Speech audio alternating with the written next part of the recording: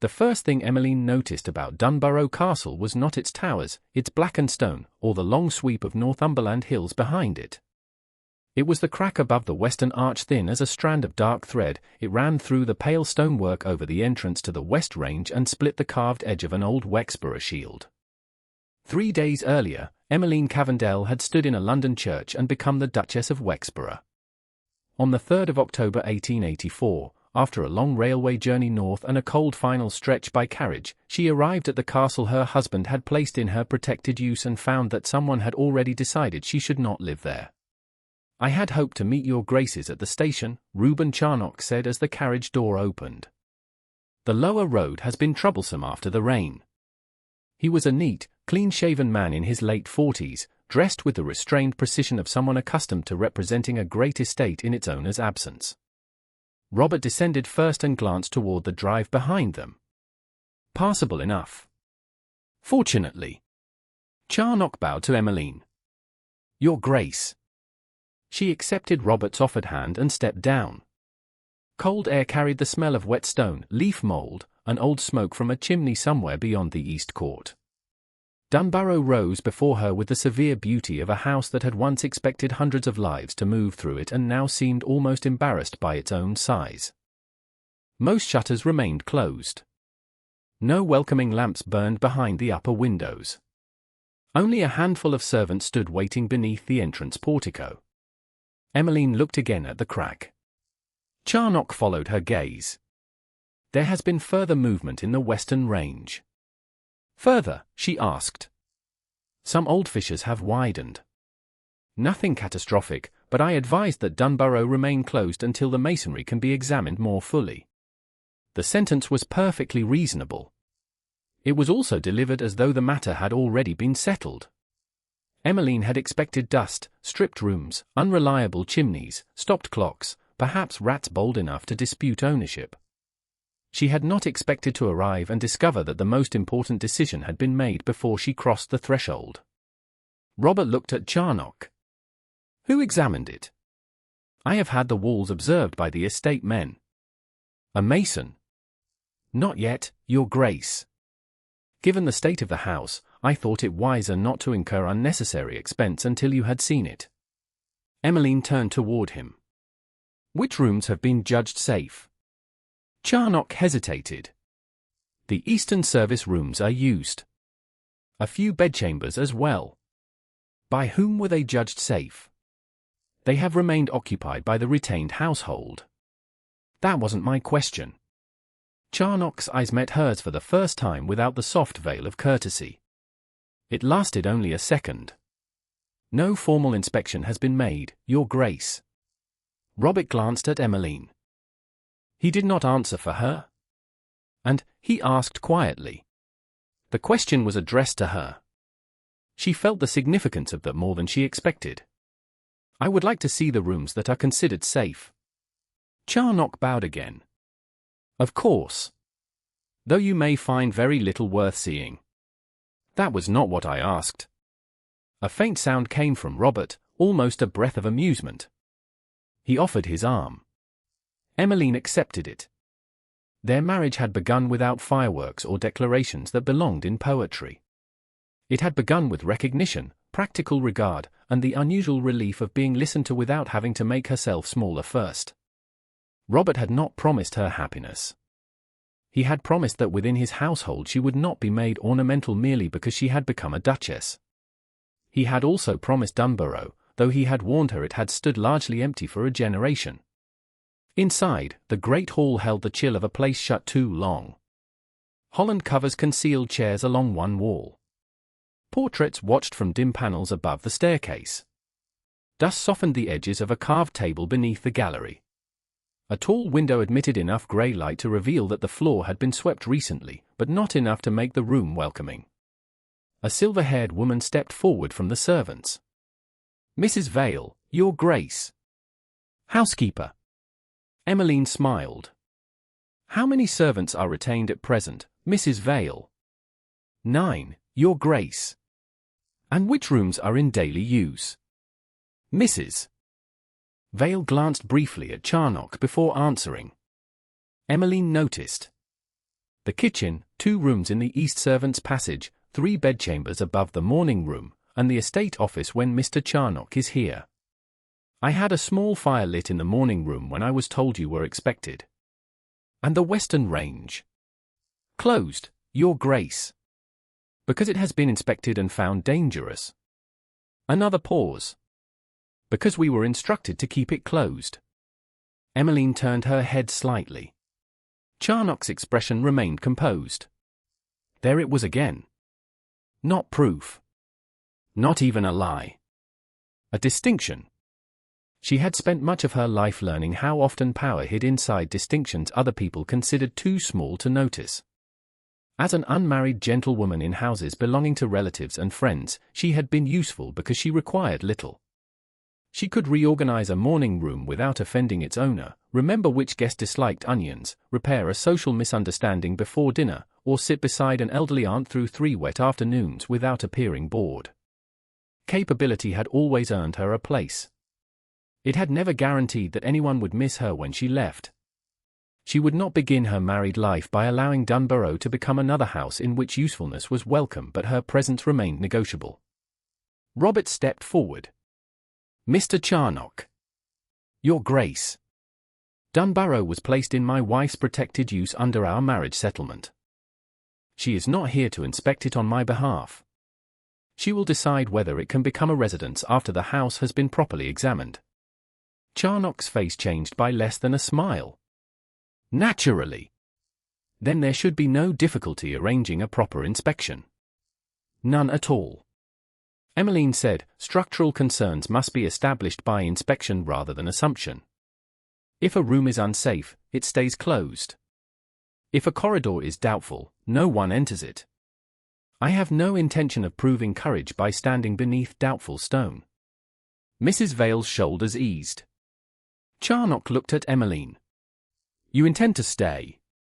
I intend to decide after I know what is true.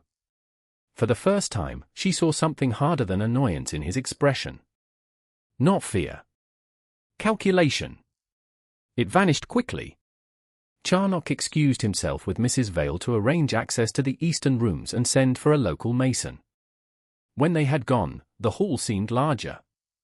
Robert remained beside Emmeline beneath the dark portraits. You don't have to stay, he said. His voice was low. I know. Another house could be opened. Or London until spring. I know that too. He looked around at the covered furniture. I should have warned you how little there was here. You told me it was empty. I thought you might imagine the word more generously. I did not. That brought his attention back to her. For a moment the reserve he wore so naturally seemed to loosen. Do you still want it? Emmeline looked toward the staircase, the closed western arch, the servants who had watched Charnock before answering her, and the pale track of the crack above the stone shield outside. Yes. Even like this? Especially like this. His brow shifted. Why? She could have told him that an empty place frightened her less than a full drawing-room in which every person had already decided what she was worth. Instead she gave him the cleaner truth. Because it has not decided what I am worth before I begin. Robert said nothing for several seconds. He did not tell her she was wrong to feel that way. He did not reassure her with compliments that would make the feeling easier to dismiss. Then we begin with what is safe, he said. If the west is unsound, we close the west. If more is unsound, we close more. Agreed. And if Charnock is right about all of Dunbarrow? Emmeline met his eyes. Then I shall leave because the truth requires it. Not because someone expected me to be frightened before I learned the truth. A slow breath left him. Fair. The sound came then. Faint. Muffled. Deep enough that Emmeline felt it through the soles of her boots before she understood she had heard anything at all. Somewhere beyond the western side of the castle, a dull thud rolled beneath the silence. The tall staircase window trembled in its frame. Robert turned sharply toward it. At the far end of the hall, Charnock had just reappeared with Mrs. Vale. He stopped. For one suspended instant, no one spoke. Emmeline looked from the shivering glass to Charnock's suddenly still face. Dunbarrow was empty, but the emptiness did not feel passive. It felt as though something beyond the walls had answered. By 9 the next morning, the tremor in the staircase window had acquired 3 explanations, none of which satisfied Emmeline. Mrs. Vale thought the old frame might have loosened with age. Reuben Charnock blamed distant stone working somewhere west of the estate. The local master mason, Mr. Pritchard, who arrived shortly after breakfast with chalk, measuring cord, and the unhurried manner of a man accustomed to being asked for certainty before stone was willing to provide it, said only that he preferred walls to theories. Emmeline liked him immediately. He began with the eastern rooms already in use, examining chimney breasts, lintels, floor levels, and the narrow cracks that appeared wherever old masonry had settled over decades. Robert accompanied them through the first rooms, asking few questions but listening carefully to every answer.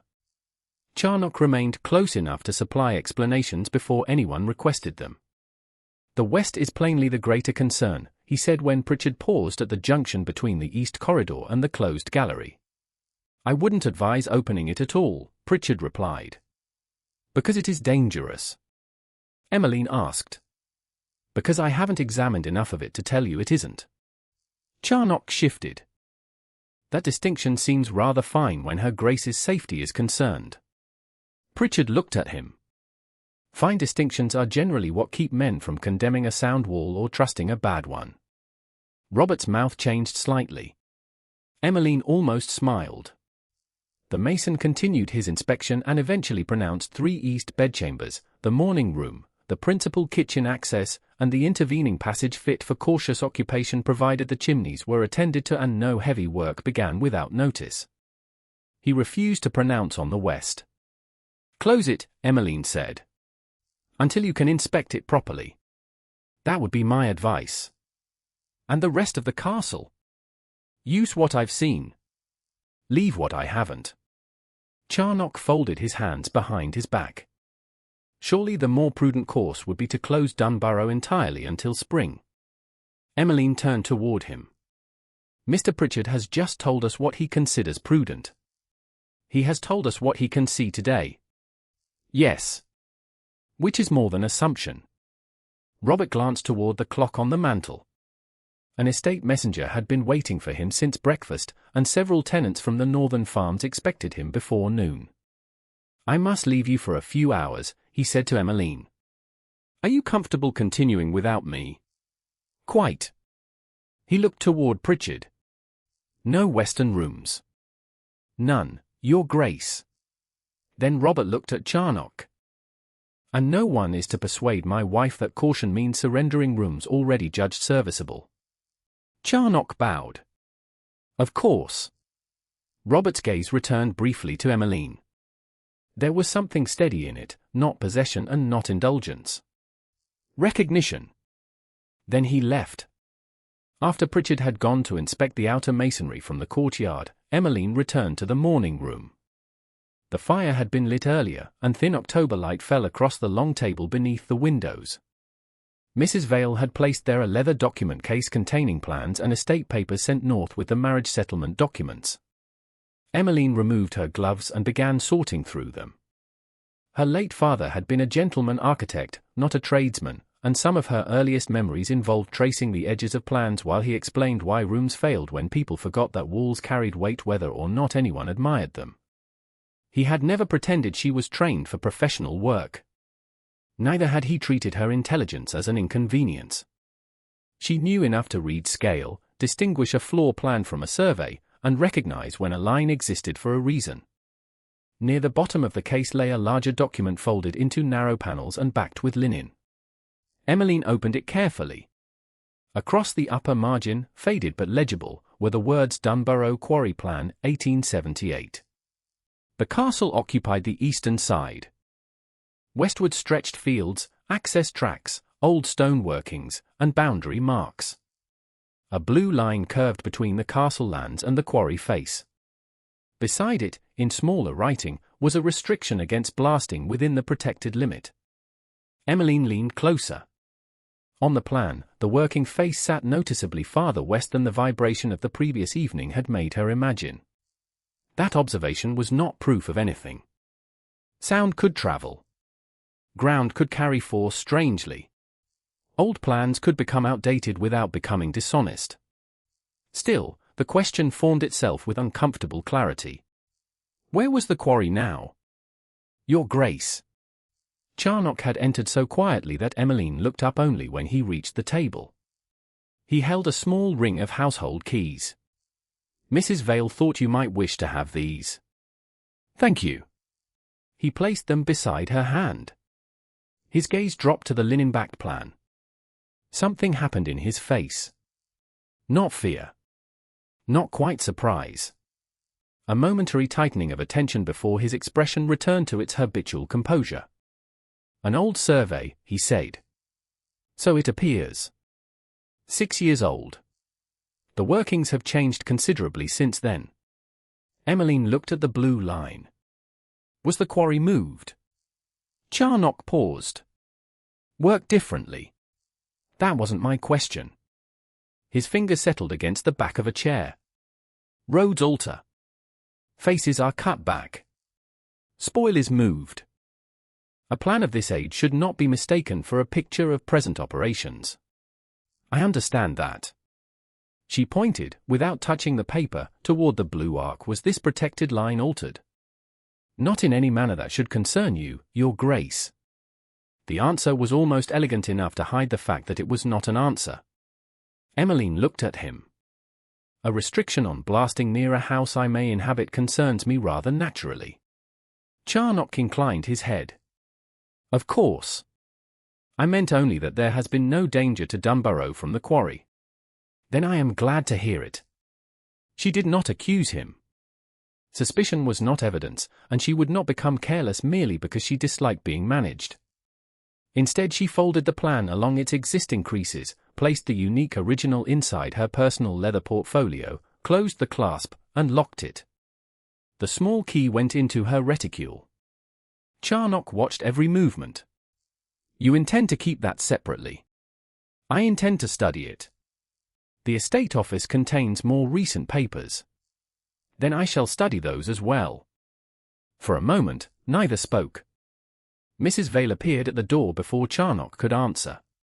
His Grace has returned sooner than expected, Your Grace. He asked whether you wished to see the late Duchess's former sitting room before luncheon. The late Duchess? Robert's mother. Emmeline rose and left the locked portfolio on the morning-room table only long enough to collect it herself and place it inside the writing desk assigned for her use. She locked the desk as well and kept the key with her. Robert was waiting outside the former sitting room when she reached the corridor. Pritchard says the eastern side may be used, he said. He told me the same. And Charnock would prefer certainty in the direction that requires the least change. Robert's mouth moved faintly. That also sounds like him. He opened the door. The room beyond had once been comfortable rather than grand. Faded blue silk still covered one wall. A writing desk stood beneath a dust sheet. A pianoforte rested under another. Near the fireplace, on a narrow cabinet, sat several small objects that had apparently been left exactly where the household had abandoned them years before. Emmeline approached slowly. A porcelain shepherdess. 2 ivory gaming counters. A tarnished silver frame without a miniature. Then a small walnut box, darkened by age and scratched at one corner. She did not touch it at first. Robert stopped behind her.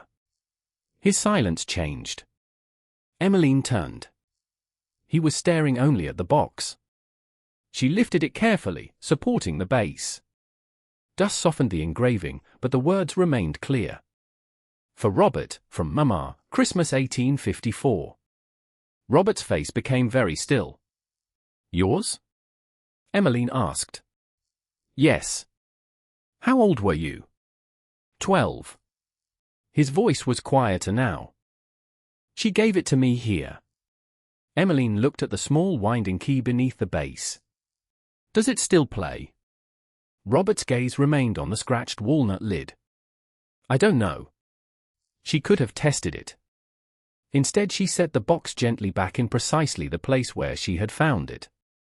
Robert looked at her. You aren't going to try it. It's yours.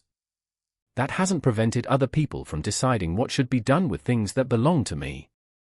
Then I see no reason to join them. The answer seemed to reach him more deeply than she intended. His shoulders eased by a fraction. I had forgotten it was here. Emmeline resisted the temptation to tell him that forgotten things could be recovered. That was too easy a promise for a room that had remained closed so long. Then it can stay here until you decide what you want done with it. Robert looked at the box, then at her. You make restraint sound simple. It usually is. People simply dislike what it requires. A brief breath escaped him, almost a laugh. They left the music box unwound in his mother's sitting room. Later, while Robert spoke with Pritchard in the courtyard, Emmeline returned alone to the morning room. She unlocked the writing desk, opened the leather portfolio, and unfolded the 1878 plan only far enough to reveal the blue protected line. Yesterday the window had trembled. Charnock had said the workings were distant. The paper said they had once been. Emmeline rested one finger just above the blue curve without touching the ink. Then she lifted her eyes toward the western windows. The glass stood perfectly still. That did not make the question disappear. By the 5th of October, Emmeline had learned that an empty castle could produce more arguments than an occupied one. The kitchen chimney smoked whenever the wind shifted west, 2 of the east bedchambers were colder than the servants admitted, and the bell from the morning room rang nowhere at all. None of those difficulties troubled her as much as the fact that everyone seemed to expect her to begin with curtains. The state drawing-room should be opened before anyone of consequence calls, Charnock said that morning. He stood at the end of the long table in the morning room while Mrs. Vale waited with a household notebook and Mr. Pritchard examined a list of chimney repairs. Dunbarrow cannot present itself as a working residence if the principal rooms remain under Holland covers. Emmeline looked toward the kitchen passage, where a young maid had just carried in a tray with reddened hands. Can the kitchen chimney be made to draw properly? Mr. Pritchard nodded. Yes, Your Grace. It needs sweeping and some work at the throat. Nothing difficult. Then that comes first. Charnock's expression did not change. Before the state drawing-room. People cook in the kitchen every day. No one is presently living in the state drawing-room. Mrs. Vale lowered her eyes to the notebook. Emmeline suspected she was hiding a smile. And the east bedchambers?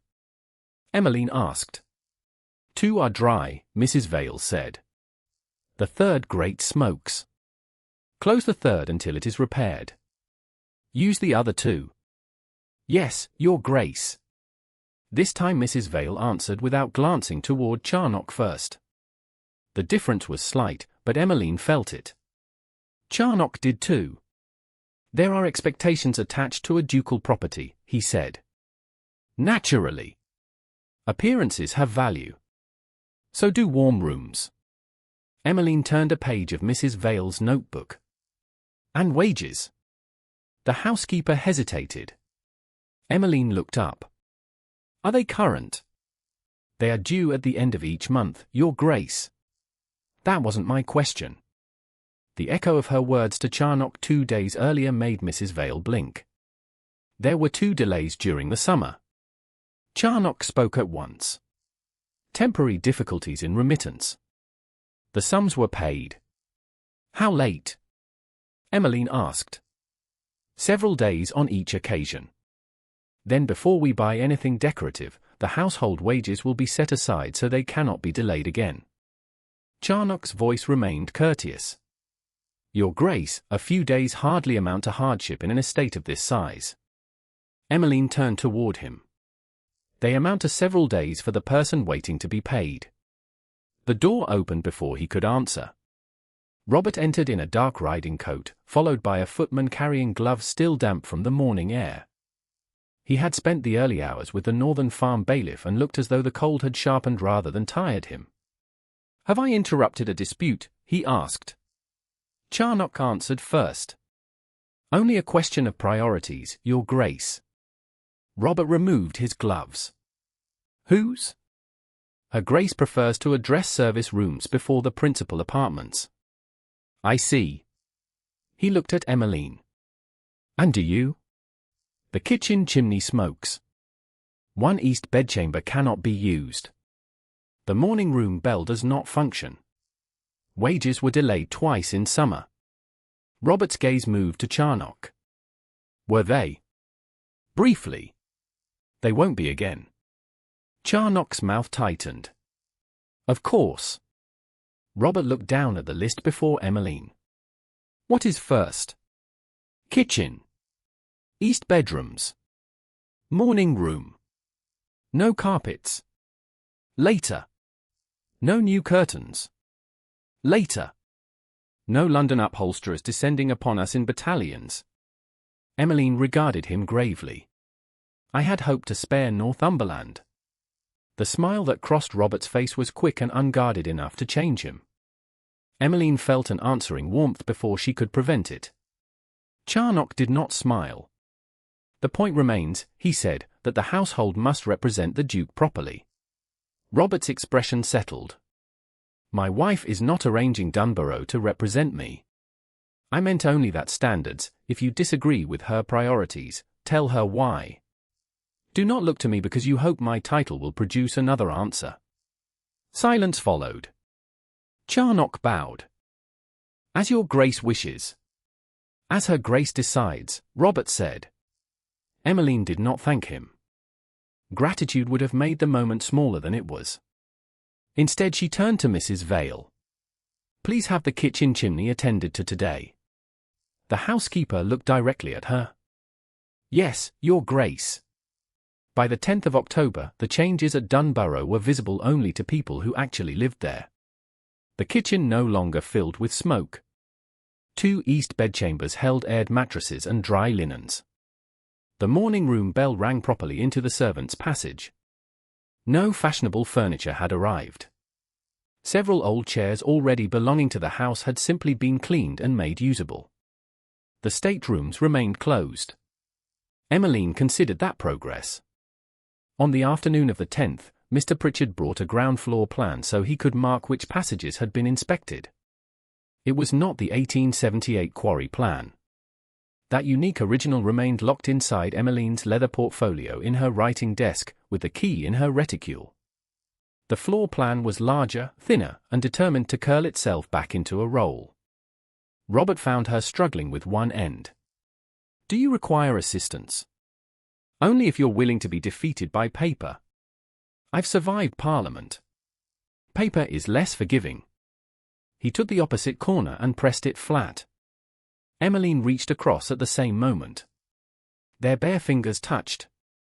She had removed her gloves to protect the fragile sheet. Robert had done the same. Neither withdrew immediately. The contact was slight. Warm skin against warm skin. Nothing society could have named improper, yet Emmeline became acutely aware of the quiet room, the distance between his hand and hers, and the fact that he was looking at her rather than at the plan. Robert's thumb shifted no more than the breadth of a breath. Then Emmeline drew back slowly and pointed toward the eastern corridor. Mr. Pritchard marked these rooms sound. Robert lowered his gaze. And the west? Still closed. Good. She looked at him. You sound relieved. I am. Because I obey masons? Because you don't confuse courage with recklessness. Before she could answer, Mrs. Vale entered with tea, followed by the young maid Emmeline had noticed in the kitchen. The girl's name was Nell. She carried folded linen and stopped when she saw the floor plan spread across the table.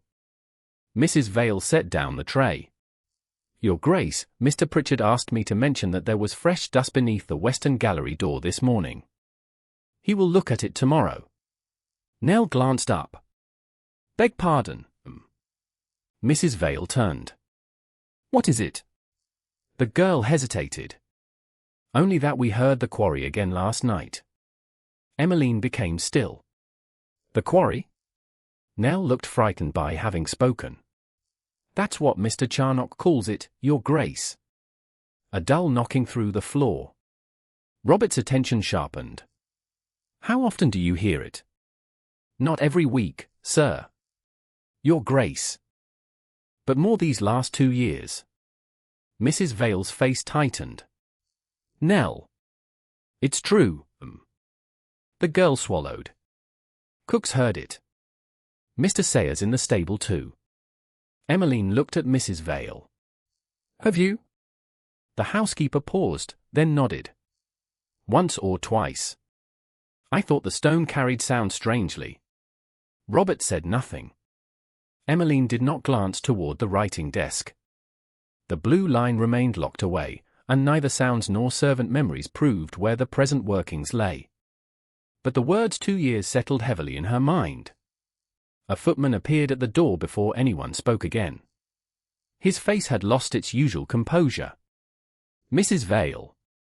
Your Graces. There's something in the west corridor you should know. Robert straightened. What happened? One of the pictures came down in the night.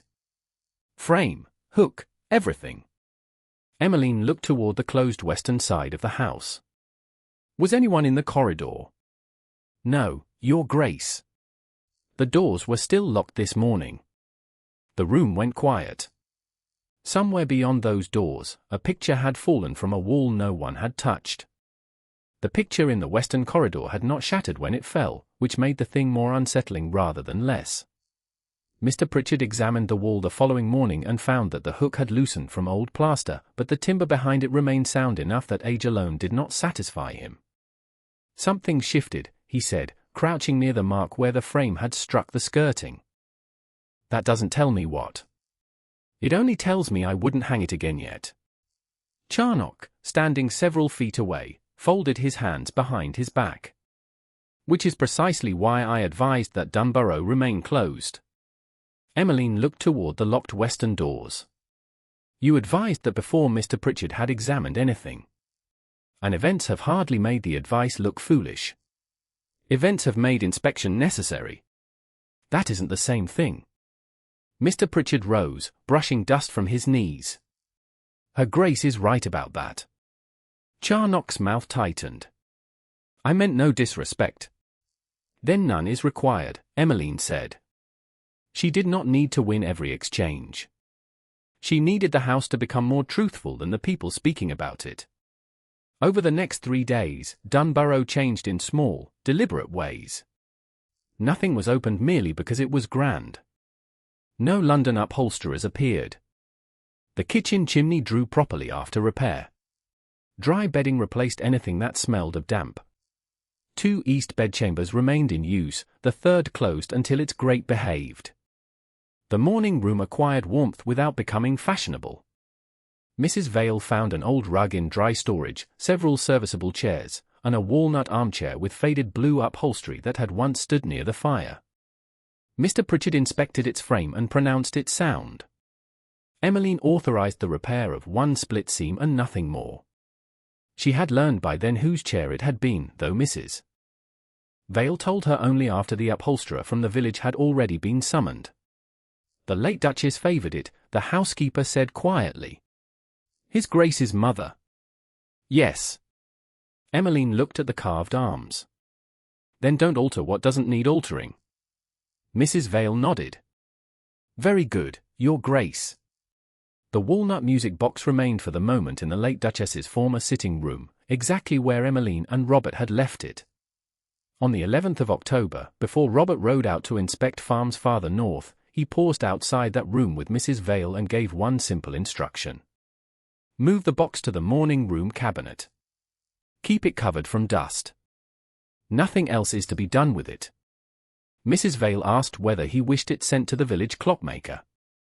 Robert looked at the closed door for several seconds. Not yet. By the afternoon of the 13th, both the music box and his mother's repaired chair stood in the morning room, though neither had been made into a display.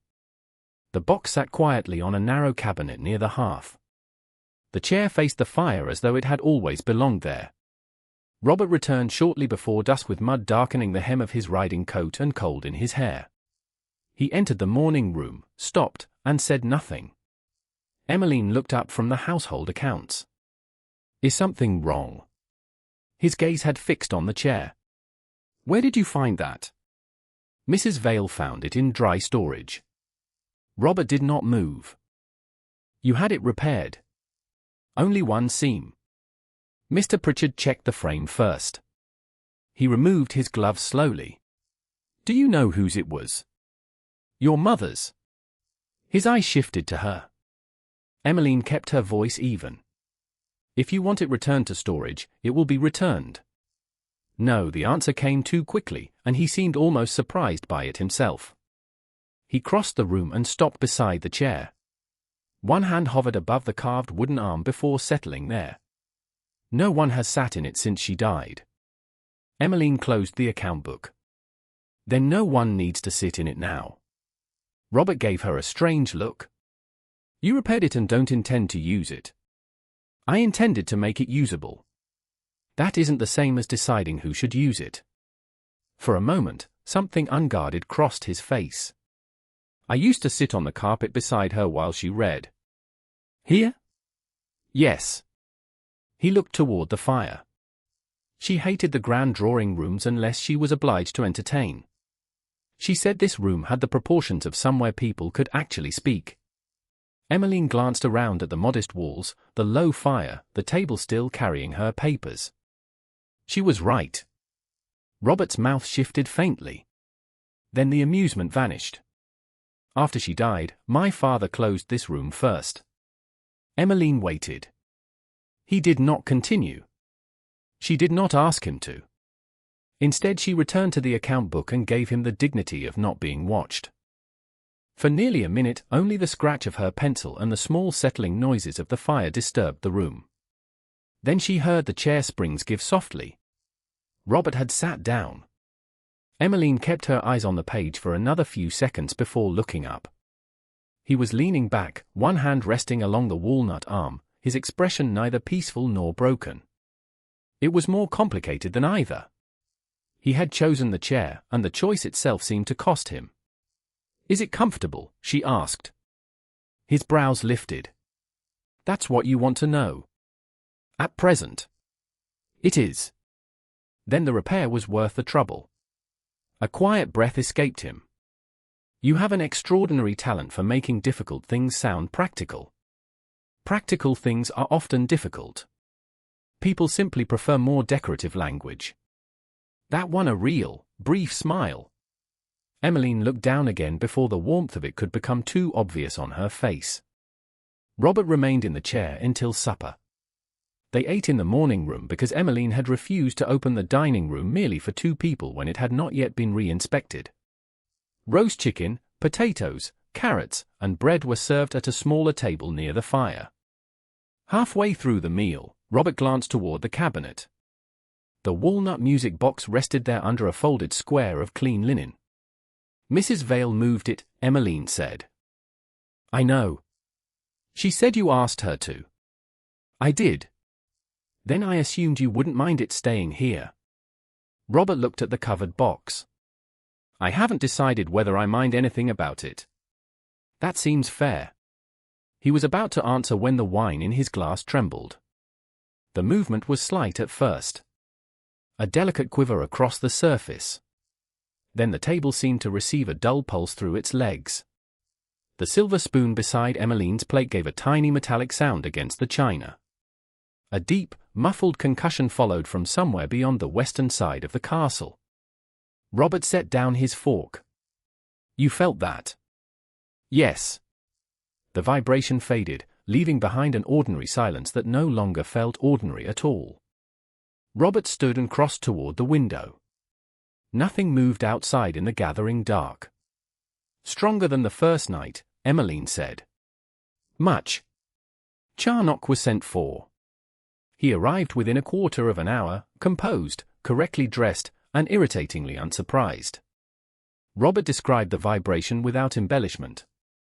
Stoneworkings, Charnock said. Likely several miles distant. Sound travels strangely through this ground, particularly after wet weather. Emmeline watched him. Strongly enough to disturb glassware. It can. Have the workings increased recently? Robert asked. Nothing that should concern Dunbarrow. The wording landed differently now. Emmeline saw Robert hear it. His gaze narrowed. That wasn't quite my question. Charnock inclined his head. There has been ordinary commercial activity. No unusual increase that I would regard as significant. Emmeline thought of the locked 1878 plan in her writing desk. She thought of the blue protected line and the historic quarry face drawn well west of the castle. But she still had no proof that present workings stood anywhere else. Mr. Pritchard will inspect the affected walls again tomorrow, Robert said. The west remains closed. Of course, Your Grace.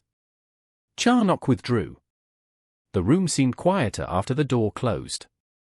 Robert stood for several seconds without moving. Then his attention returned to the music box. He crossed to the cabinet and lifted the linen cover, revealing the scratched walnut lid beneath. His fingers rested near the winding key but did not turn it. The mechanism may be ruined, he said. Possibly. There is a clockmaker in the village. Mrs. Vale mentioned him. Robert looked at Emmeline.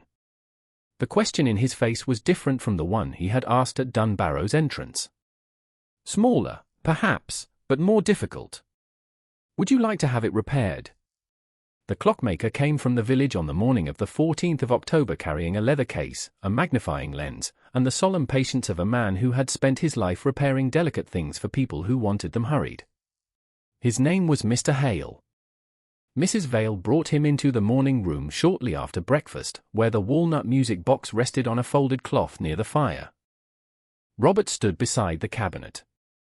Emmeline sat at the writing table with correspondence untouched before her. Neither of them had wound the mechanism since the box had been moved from the late Duchess's sitting room. You would prefer I work here, Your Grace? Mr. Hale asked. Robert looked at the box. If you can. I can. The clockmaker removed the back carefully and examined the mechanism without turning the key. The spring hasn't broken. That's the good news. And the bad? Robert asked. Old oil, dust, and stiffness. Nothing I haven't seen before. He glanced at the scratched walnut casing and then at the engraved lid. Whatever curiosity he felt remained behind professional manners. It may take an hour. Robert nodded. Take whatever it needs. Emmeline noticed that he did not ask how much it would cost. That was not extravagance. It was something more revealing. The box had become worth preserving before he knew whether it could still make a sound. Mr. Hale worked at the far end of the room while Emmeline attempted to answer 2 household letters and Robert read an estate memorandum without turning the page for several minutes. The morning room had acquired enough life over the previous week that silence no longer felt like abandonment. A servant crossed the passage beyond the open door.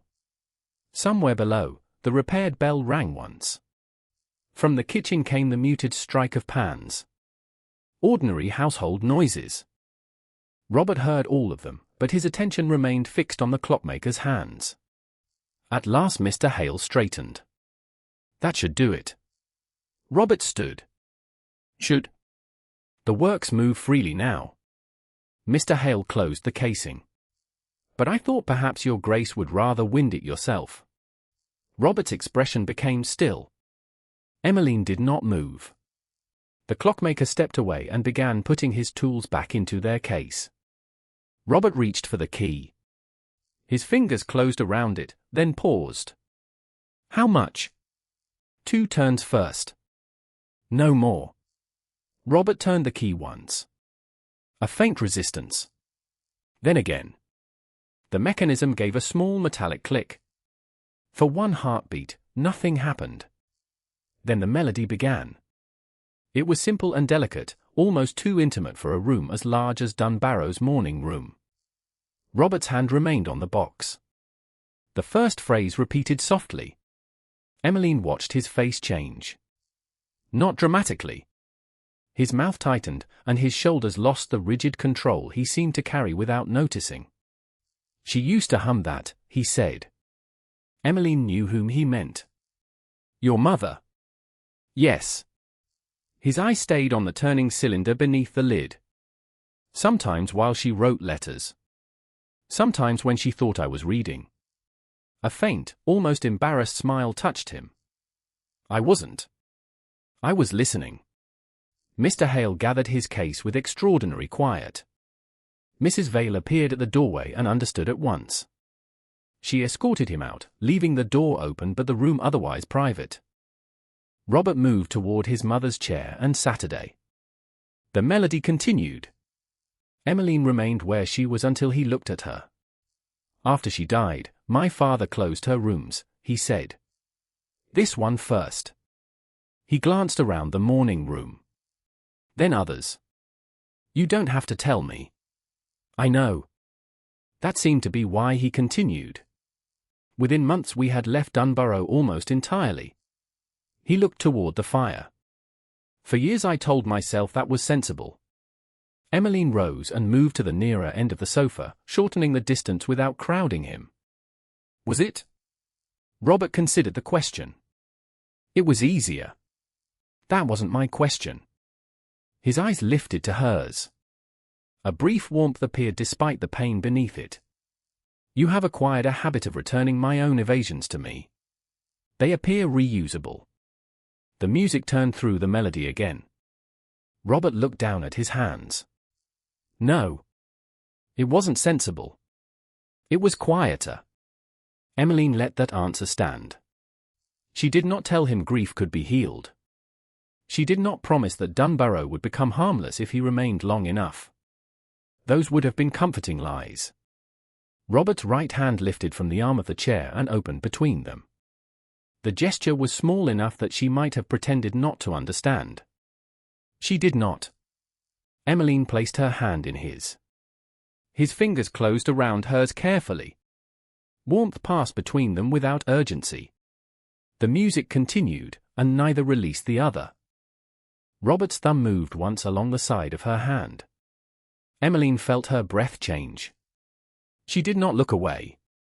When the melody began to slow, Robert said, "Thank you. For the repair. For not deciding what this was supposed to mean." Her fingers tightened slightly around his. I wouldn't know how.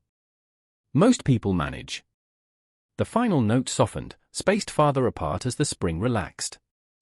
Robert kept holding her hand until the last one faded completely. Then he released her slowly, not because the moment had become unwelcome, but because it had become impossible to mistake for accident. Emmeline remained seated for another heartbeat. She had waited several days to show him the quarry plan, refusing to place suspicion beside grief merely because both happened to belong to Dunbarrow. Now the delay no longer felt cautious. It felt incomplete. There is something I need you to see. Robert's expression sharpened, but he did not ask whether it could wait. Emmeline crossed to her writing desk, took the small key from her reticule, unlocked the drawer, and removed the leather portfolio.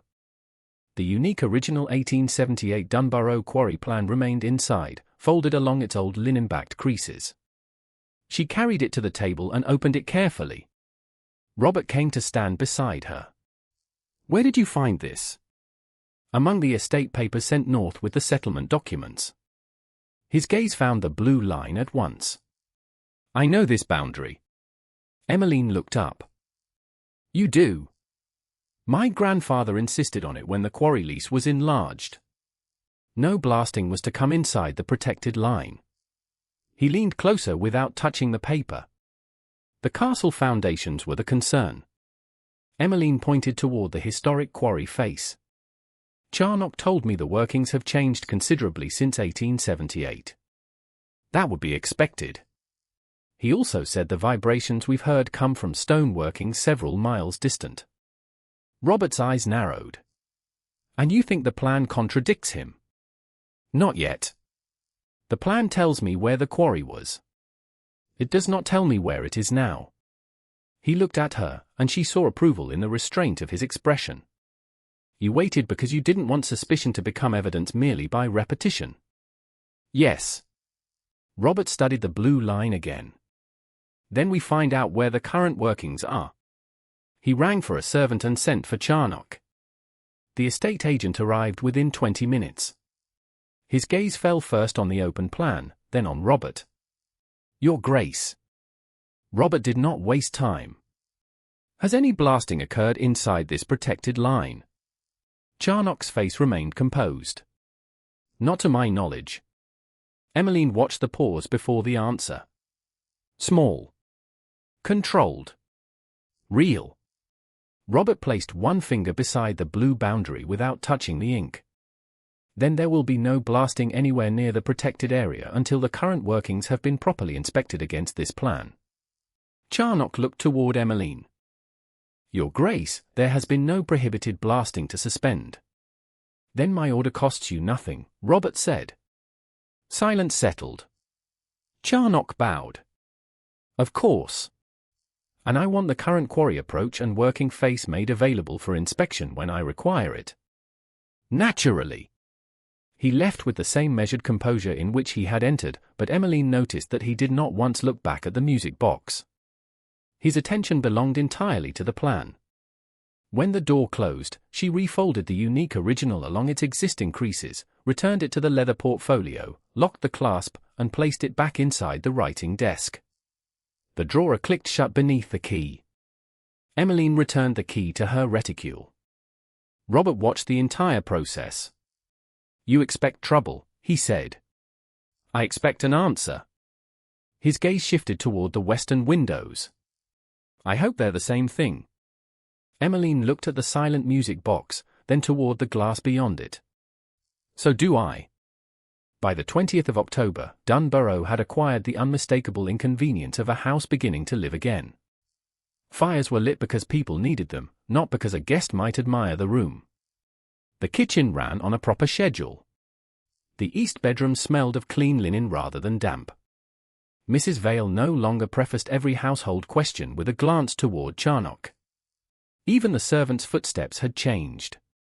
They moved through the occupied rooms as though expecting to use them tomorrow. That, Emmeline suspected, was why Charnock had begun objecting to the housewarming before she had formally announced it. A public supper is premature, he said that morning. He stood opposite her in the morning room while she reviewed a short guest list. Robert sat near the fire with correspondence in one hand, listening without appearing to. It is not public, Emmeline replied. 12 guests hardly constitute society at large. 12 guests are sufficient to carry a story through half the county. Then I hope we give them a short one. Charnock's expression remained polite. The west remains restricted. The Great Hall has old movement. Several rooms are still closed. It would be unfortunate if Dunbarrow appeared ambitious before it appeared sound. Emmeline set down her pencil. Mr. Pritchard has inspected the dining room, the morning room, the east drawing room, and the route between them. For ordinary occupation. Yes. Not entertainment. Does the floor distinguish between roast beef eaten privately and roast beef eaten before witnesses? Robert lowered his letter. Charnock ignored the humour. Your Grace, I am only concerned that reopening Dunbarrow too quickly may create expectations that are difficult to sustain. Emmeline looked at the list. Mr. and Mrs. Fenmore. The rector and his wife. Mr. and Mrs. Pritchard. 2 neighbouring families. No orchestra. No ballroom. No state apartments. I am not reopening Dunbarrow, she said.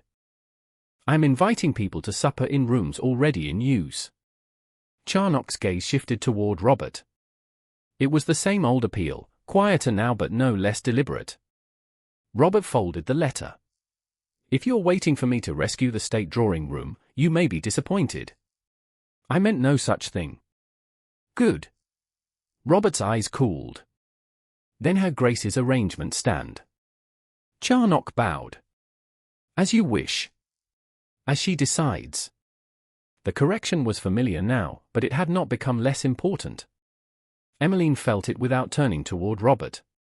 Charnock left a moment later, carrying his disapproval with enough dignity to make it look almost official. Mrs. Vale entered as he passed her and announced that the Dowager Countess of Belgrave had arrived. Lucinda entered Dunbarrow 10 minutes later wearing dark travelling silk, sable at the collar, and the expression of a woman who had discovered that other people had made decisions in her absence. She was Robert's maternal aunt, and she had spent the previous weeks with friends farther north. Emmeline had met her twice in London before the wedding. On both occasions Lucinda had been perfectly civil and perfectly successful at making civility feel like an examination. She kissed Robert's cheek, accepted Emmeline's greeting, and surveyed the morning room. Her gaze paused on the repaired rug, the plain curtains, Robert's mother's chair, and finally the walnut music box on the cabinet. "You have made it almost cheerful," she said. "Almost?" Emmeline asked. "One must leave a castle some dignity." Robert looked down at his correspondence, though Emmeline saw the corner of his mouth move. Lucinda accepted tea and immediately began asking questions. Had Emmeline ordered new drawing-room silk? No. Had a London decorator been engaged? No. Would the state bedrooms be opened for the supper? No. Lucinda's brows rose. Then what exactly are you restoring? At present? Chimneys, bells, dry rooms, and the habit of paying people on time. Lucinda glanced toward Robert. Practical as ever. It has served me well. Practical women are invaluable, Lucinda said. Though sometimes usefulness encourages them to mistake competence for distinction. The insult was wrapped so neatly that a less experienced woman might have thanked her for it. Emmeline set down her cup. Then I am fortunate not to require the second in order to value the first. Lucinda smiled. You see, Robert? She has learned to defend herself already. Robert looked up. She knew how before she married me. The silence that followed lasted only a second, but Emmeline felt it. He had not defended her because she belonged to him. He had corrected Lucinda because Emmeline's strength existed before his title touched her life. Lucinda turned toward the western windows. I still do not understand why Dunbarrow must be stirred awake after 25 years. Houses acquire habits. So do people, Emmeline said. Not all of them deserve preservation. Lucinda's gaze sharpened. Mr. Charnock tells me there has been movement in the west. Emmeline became still. He discussed that with you. He mentioned his concern. Naturally, I asked after the house when I learned you intended to entertain. Robert's voice changed. Did he also tell you I ordered blasting near the protected quarry boundary suspended until inspection? Lucinda looked at him. Blasting. A precaution, Robert said. Nothing more has been established. Emmeline was grateful for the precision. Lucinda leaned back. Then perhaps I am old-fashioned, but I would consider uncertain blasting and uncertain walls sufficient reason not to host a supper. Only inspected rooms will be used, Emmeline said. And if the inspection changes, so will the supper. You are determined. I am careful. They are not always the same thing. Emmeline held her gaze. No. That is why I prefer evidence. Lucinda smiled again, but something cool had entered it. Emmeline understood the true objection then. Lucinda could tolerate usefulness in a woman if usefulness remained subordinate.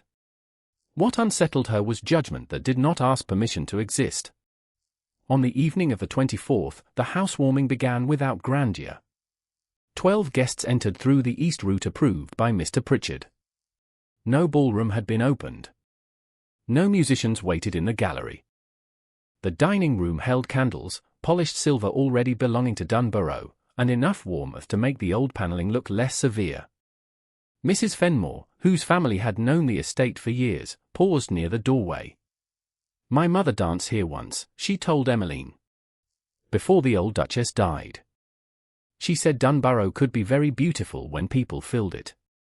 Emmeline looked toward the occupied table. Then perhaps it has merely been waiting for conversation.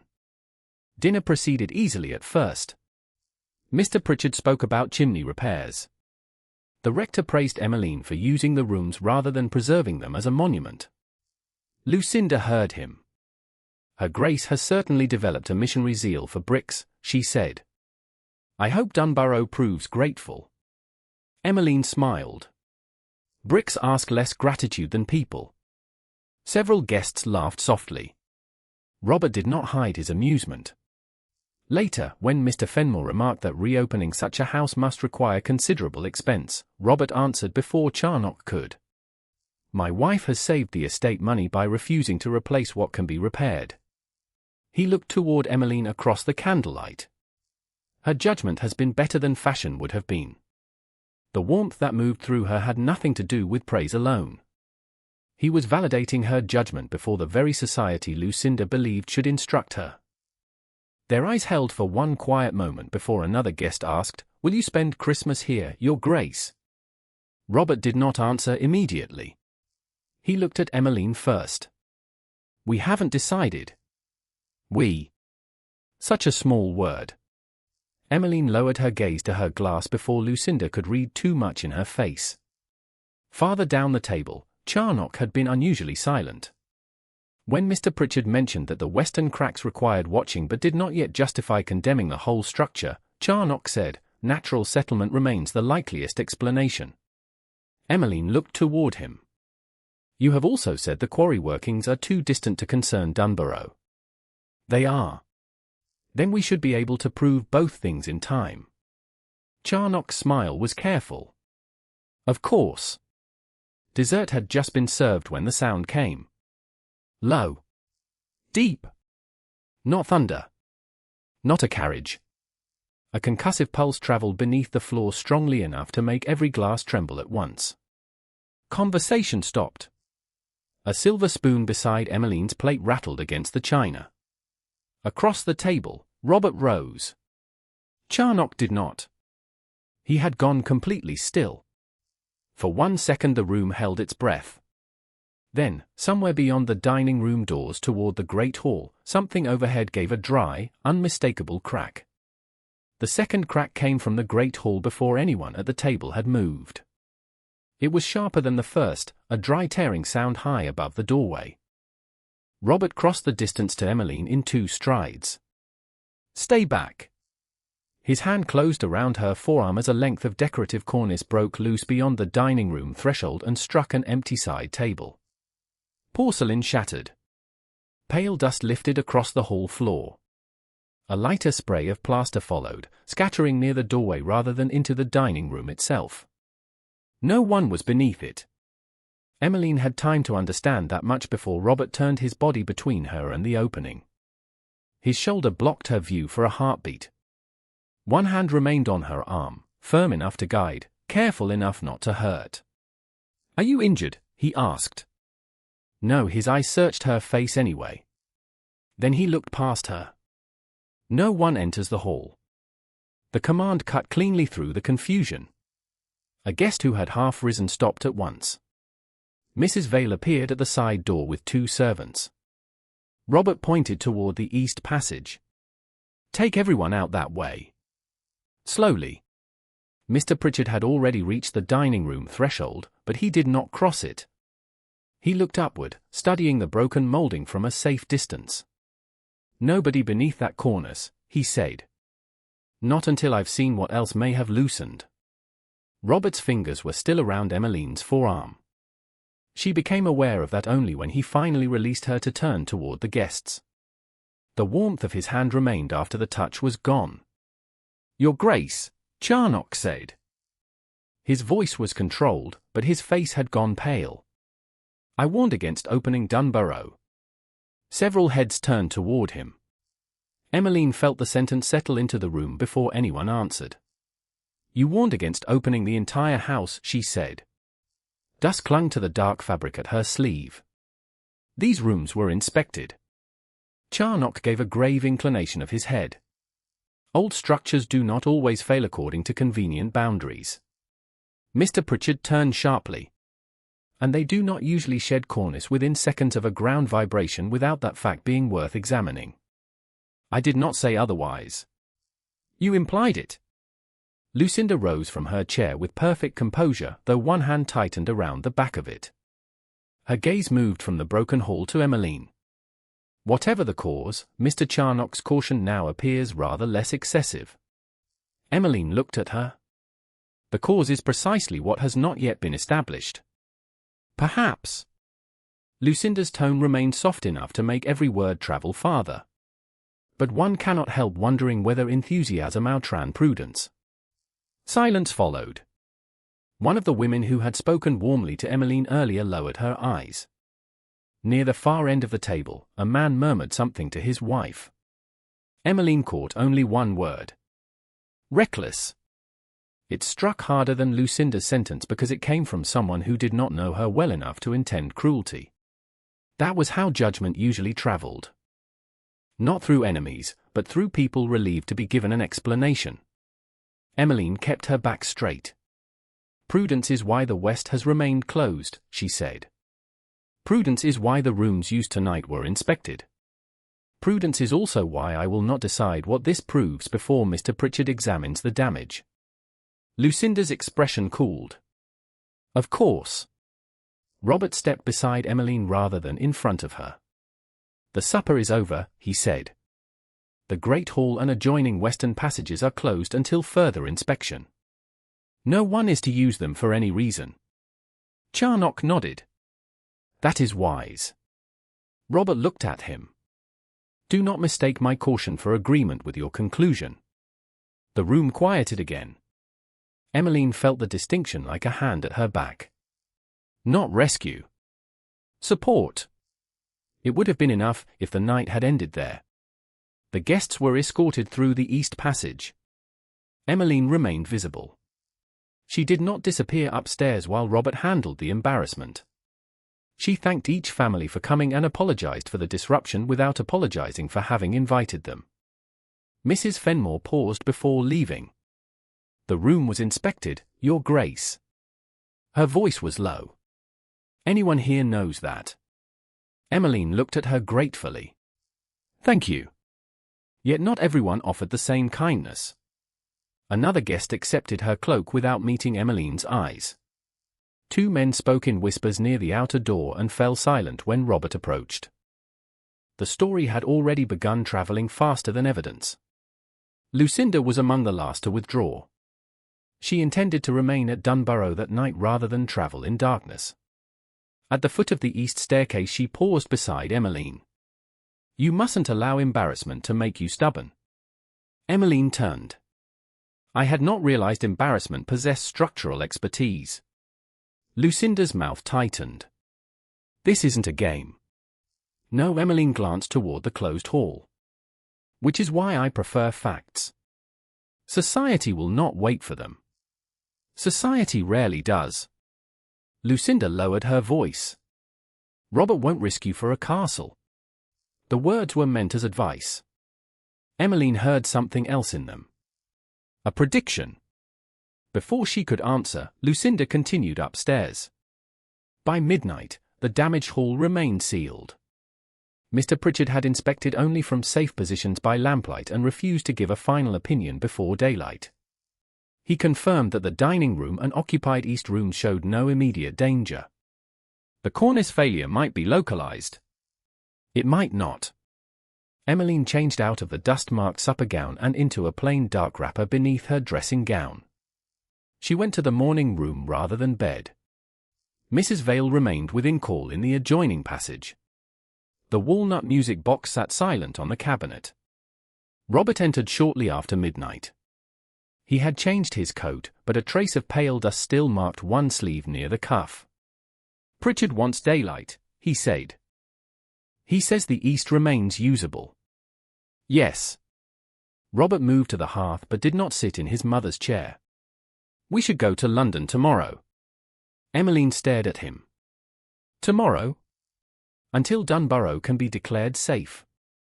The east rooms have been declared safe for present occupation. Present occupation. He turned. That isn't enough. Enough for what? For me. His voice sharpened, then steadied. I saw stone come down within yards of you. And you moved me away from it. I don't want the next piece to fall closer. Emmeline understood the fear in him. That did not make the decision his alone. Then close the hall. We have. Close the entire West Range. We will. Bring in another surveyor. I intend to. Then what does London solve? Robert's jaw tightened. It removes you from a house that may be dangerous. Maybe. You think that distinction matters after tonight? Yes. His expression hardened. Emmeline. I was frightened too. The admission stopped him. She continued before fear could be mistaken for pride. I am not asking to sleep beneath cracked plaster. I am not asking anyone to ignore Mr. Pritchard. If he tells me this room is unsafe tomorrow, I will leave it immediately. Then why argue? Because you are not asking me to leave this room.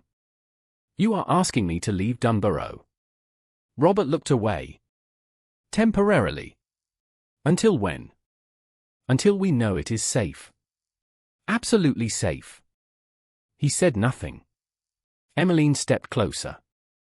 There is no such house. Don't turn this into philosophy. I am turning it into a decision that belongs to both of us. His eyes came back to hers. I am trying to protect you. Then protect me from what is actually dangerous. The sentence landed hard. Robert went still. Emmeline softened her voice, but not the truth. Close what must be closed.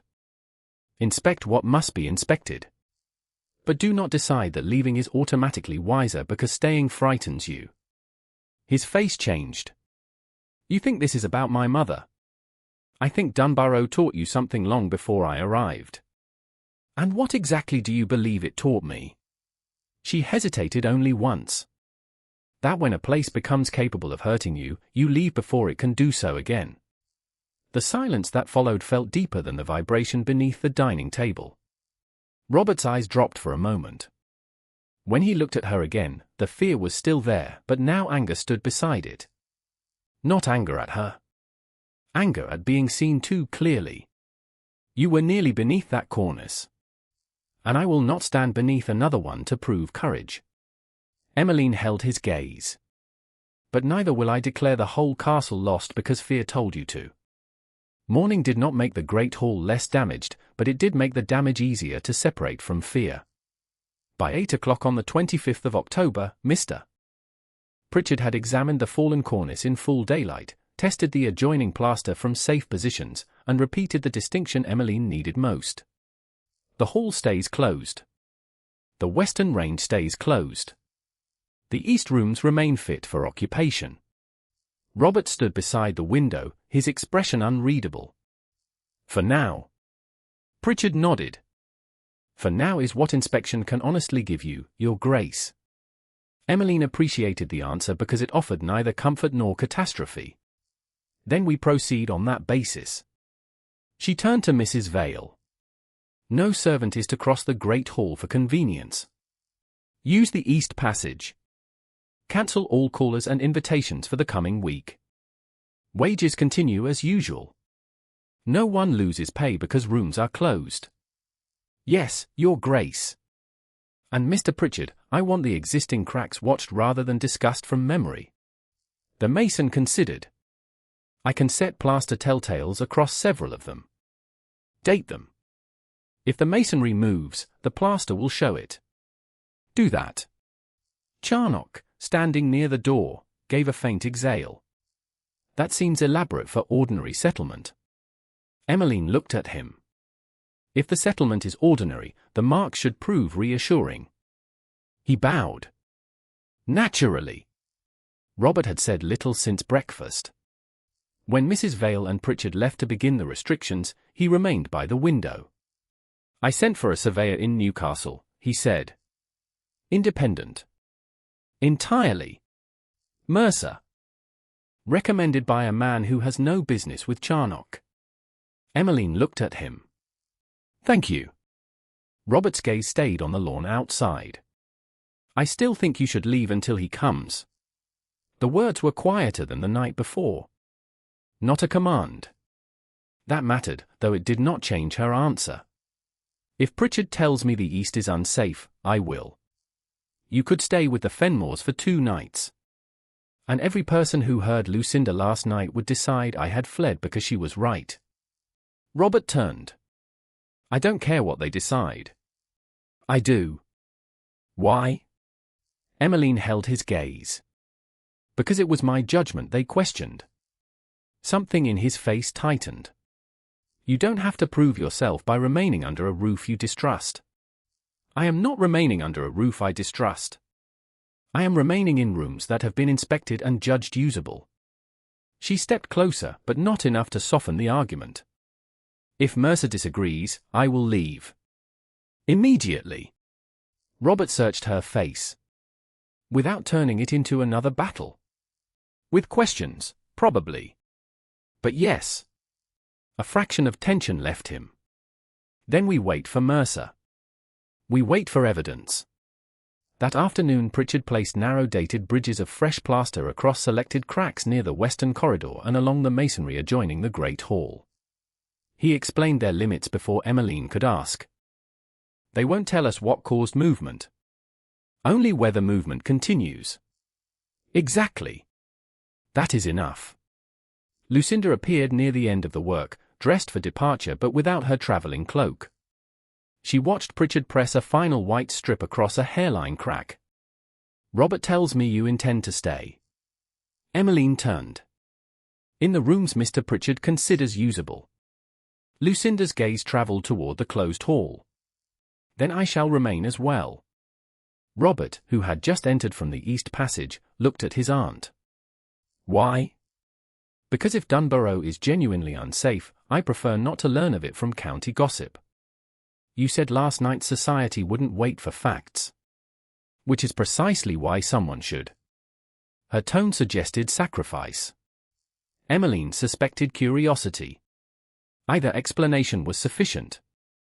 Lucinda continued, besides, you are my sister's son. Concern is not yet considered a social crime. Robert's expression gave away nothing. You may stay in the east rooms. You will observe the same restrictions as everyone else. Lucinda looked mildly offended. I'm not planning to climb damaged galleries. Good. By the following morning, the 26th, the castle had settled into a careful routine. Emmeline spent part of the morning in the writing room with the 1878 quarry plan spread before her. The unique original remained inside the leather portfolio whenever she was not consulting it, and the portfolio itself remained locked in her writing desk. She studied the historic quarry approach, the protected blue line, and the fixed features marked along the western estate road. Then she folded the plan along its old creases, returned it to the portfolio, locked the desk, and placed the key back in her reticule. She would not carry the original outdoors merely to satisfy suspicion. Instead she asked for Nell and requested that Mr. Sayers from the stable accompany them. Robert found her in the entrance passage as her cloak was brought. Where are you going? Along the western estate road. His expression changed immediately. Not into the quarry. No, not across any posted boundary. No, and not alone. Nell is coming. Mr. Sayers will ride with us. He looked unconvinced. What exactly are you trying to find? Whether the road traffic makes sense with the old plan. Without the plan. I have eyes and a memory. That sounds dangerously like confidence. You married it. For the first time since the housewarming, something close to a smile reached him. It vanished quickly. Take the carriage as far as the ground allows. I intended to be back before dusk. Emmeline adjusted one glove. That sounds almost like an order. Robert's eyes met hers. A request. She held his gaze for a beat, then nodded. Then yes. The carriage carried Emmeline and Nell westward through harvested fields bordered by low stone walls. Mr. Sayers followed on horseback. They stopped where the maintained estate road narrowed near an older track leading toward quarry land. Emmeline did not cross the warning post. She did not need to. Heavy wagon ruts cut deeply through the damp earth, running eastward along a track that sat far closer to Dunbarrow than she had expected from the historic plan. Pale stone dust remained packed into the grooves despite recent rain. Mr. Sayers dismounted. These carts have been using this way often. Emmeline looked at him. How often? More this past year, Your Grace. Sometimes before sunrise. Nell pulled her cloak tighter. Cook says she hears them on still mornings. Emmeline studied the road, then the rise beyond which the quarry lay hidden. She could not measure the current face from here. She could not prove the protected line had been crossed. But Charnock had spoken of distant workings as though distance were beyond question. The road suggested that question had never been settled at all. "We go back," she said. Sayers looked surprised. "That's all. That is all we can learn safely today." Robert was waiting in the morning room when she returned. Emmeline told him exactly what she had seen and no more. Wagon ruts. Stone dust. Traffic farther east than expected. No measurement. No trespass. No accusation. Robert listened without interrupting. "Mercer arrives on the 29th, he said.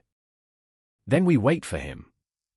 On the night of the 27th, Dunbarrow was quiet until sometime after 2 in the morning. A low, distant concussion travelled faintly through the western ground. A kitchen maid awake for an early bread fire heard it.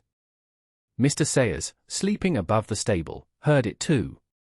By breakfast on the 28th, Mr. Pritchard had been summoned to the closed corridor. One of the dated plaster telltales had split cleanly through the centre.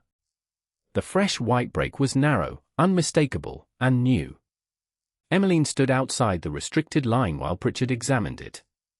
Charnock arrived moments later and stopped when he saw what had happened. This time, no one asked him what Old Stone usually did. Mr. Elias Mercer arrived from Newcastle shortly before noon on the 29th of October with a weather-darkened coat, a leather notebook, and the manner of a man who disliked conclusions delivered before measurements. He was compact, grey-haired, and economical with both movement and speech. Robert met him in the East Entrance Hall. Emmeline joined them with Mr. Pritchard, while Charnock appeared several minutes later as though timing his arrival carefully enough not to seem summoned. Mercer listened first. He asked for the sequence rather than the opinions. The distant vibration on the night of their arrival. The stronger disturbance in the morning room. The increased quarry sounds reported by servants. The house-warming concussion. The cornice fall. The later blast heard after Robert's suspension order. The dated plaster telltale that had split the following morning. He interrupted only when a date or location needed clarification. And no one was injured when the cornice fell. No, Emmeline said. The fallen section struck an empty table. Mercer nodded once and wrote it down. Good. Now show me what moved. He spent the next 2 hours with Mr. Pritchard in the permitted portions of the hall and western approaches. Emmeline followed only where Pritchard said it was safe. Robert did the same, though impatience showed in the set of his shoulders. Charnock offered explanations often enough that Mercer finally looked at him and said, "Mr. Charnock, if the wall needs your assistance to tell me what happened, I will ask." After that, the estate agent became quieter. Mercer examined old cracks and fresh powdering separately. He looked at the broken telltale from different angles, checked the plaster around it, and compared it with one nearby that remained intact. He studied the area where the cornice had torn loose and asked whether any vibration had been felt immediately before the failure. Mr. Pritchard answered. By nearly everyone at supper. And the later telltale broke after another sound. Yes. Mercer looked at Emmeline. Heard by whom? A kitchen maid and Mr. Sayers in the stable. Not by you. No, Mercer nodded again, apparently pleased that she did not claim more than she knew. By mid-afternoon they returned to the morning room. The walnut music box sat silent on the cabinet. Robert's mother's chair faced the fire. Mercer remained standing with his notebook open. The newest movement does not look to me like ordinary settlement alone. Robert's attention sharpened. What does it look like? Repeated external vibration is the more credible explanation for the recent disturbance. Charnock folded his arms. From the quarry. Mercer glanced toward him. I did not say that. There are workings west of the estate. Then they are one possibility. Mercer looked back at Robert. But I will not name a source until I know where the present working face lies in relation to the castle. Charnock spoke quickly. The quarry is well outside the protected ground. Mercer turned. How far? Charnock named a distance. The answer was immediate enough to sound rehearsed. Emmeline felt the same small coldness she had felt every time he gave certainty without showing how he reached it. Can you produce a current plan? Mercer asked. The estate office contains quarry records. A current measured plan. Charnock paused. Not to hand. Emmeline rose. I have the original 1878 plan. Robert looked toward her. He knew where it was. Mercer did not. Emmeline crossed to the writing desk, removed the small key from her reticule, unlocked the drawer, and took out her leather portfolio. The unique original remained inside, intact and folded along its linen-backed creases. She carried it to the table and opened it herself. Mercer bent over the blue protected line without touching the paper. Clear enough. Earlier this week I travelled only along the Western Estate Road, Emmeline said. I did not enter the quarry. The wagon track appeared farther east than I expected from this plan, and there was fresh stone dust in the ruts. Mercer looked up. Did you measure the distance? No good. Charnock frowned. Mercer continued, a guess dressed as measurement is usually worse than no number at all. Emmeline nodded. That was my thought. Mercer studied the plan again, tracing fixed features with the end of his pencil held just above the linen. This retaining wall still exists. Pritchard answered. Yes. The old sheep enclosure. Part of it. And this drainage cut? Still visible after heavy rain. Mercer straightened. Then I can work from fixed points. I will inspect the lawful approach this afternoon and mark temporary reference positions. If the current face is where Mr. Charnock says it is, the measurement will show that. If it is not, the measurement will show that too. Charnock gave a thin smile. You make it sound very simple. Distance often is. Robert looked at Charnock. All quarry activity remains suspended until Mercer finishes. Your Grace, ordinary work is already being disrupted unnecessarily. Then the sooner the facts are established, the sooner unnecessary disruption ends. Charnock's jaw tightened. Of course. Mercer spent the remaining daylight west of the castle with Pritchard and 2 estate men not selected by Charnock. He remained on lawful ground, checking landmarks and placing several temporary reference stakes along the approach so he could return with measuring chain and assistance for a fuller survey. Emmeline did not accompany him. She remained at Dunbarrow, and when Mercer returned before dusk he offered no dramatic discovery. The road traffic deserves attention, he said. That is all I will say until I measure properly. Emmeline accepted the restraint. Robert found it harder. After dinner, when the household had quieted, he stood in the morning room looking toward the dark western windows. Emmeline was reading beside the fire. If Dunbarrow cannot be made sound without years of trouble, he said, we could choose another residence. She looked up. We could. He turned toward her, perhaps surprised by the ease of the answer. Something smaller. Ready. You could choose it yourself. Yes. And yet you dislike the suggestion. Emmeline closed the book. I dislike what I think may be beneath it. Robert's expression cooled. Which is? She did not repeat every argument from the night of the housewarming. He already knew them. Instead she gave him only the truth that still mattered. Every time something becomes capable of hurting you, you give it up before it can choose whether to stay. Robert went very still. The fire shifted softly behind the grate. Emmeline held his gaze. I am not asking you to promise Dunbarrow forever. I am asking you not to abandon it before Mercer has finished measuring the ground. His jaw tightened, but he did not argue. What do you want me to do? Wait for the truth. The answer seemed almost too small for the tension between them. Robert looked away toward his mother's chair, then back at her. I can do that. Emmeline did not reward the sentence with reassurance. Trust did not grow because someone promised endurance in a warm room. It grew when the next difficult moment arrived and they stayed. The following morning, Mercer returned earlier than expected. Mud darkened his boots, and he did not remove his hat before asking to see Robert. Emmeline was with him when the surveyor entered. "I went to the quarry foreman's lodging," Mercer said. Robert frowned. "Why?" "Because I wanted the man responsible for daily working to tell me where the present face has been cut." Mercer closed his notebook. "He isn't there." Emmeline felt something tighten low in her stomach. "Gone since when?" "The landlady says his bed was slept in 2 nights ago." "Last night, it wasn't." Robert's eyes narrowed. "Did he leave word?" "None."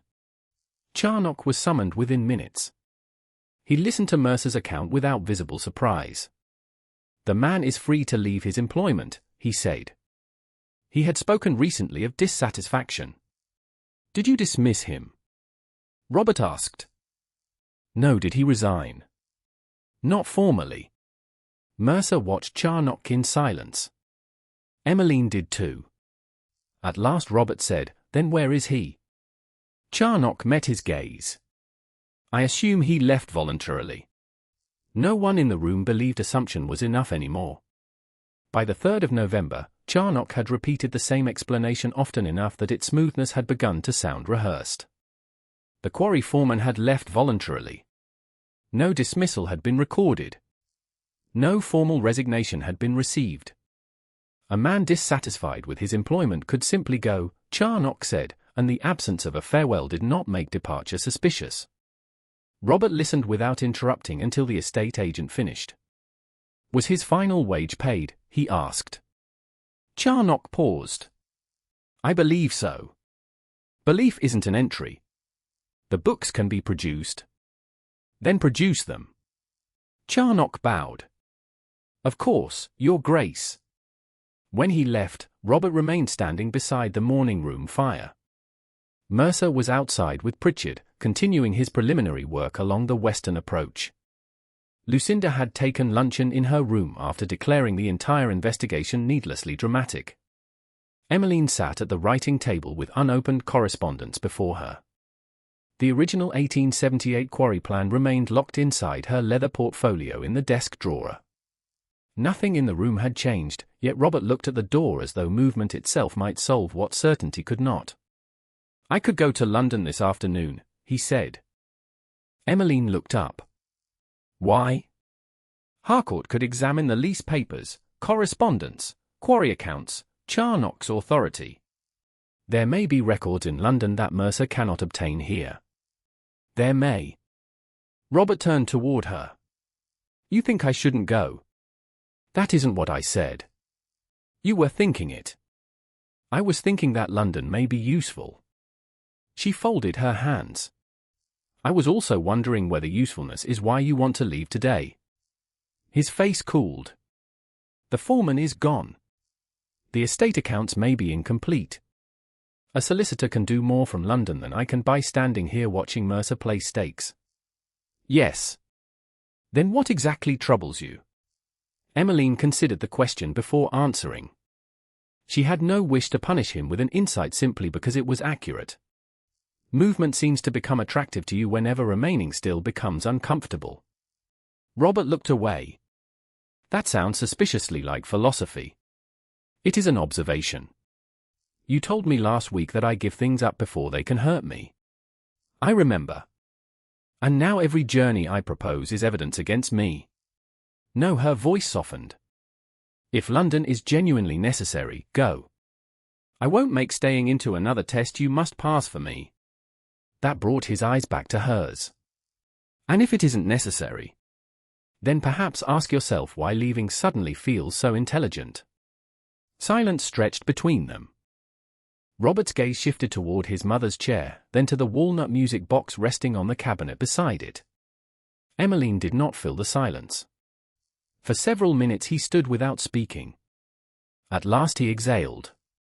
"Harcourt can send the relevant papers north." "Yes." "Mercer is here." "Yes." "And if I leave now, I learn nothing before he does."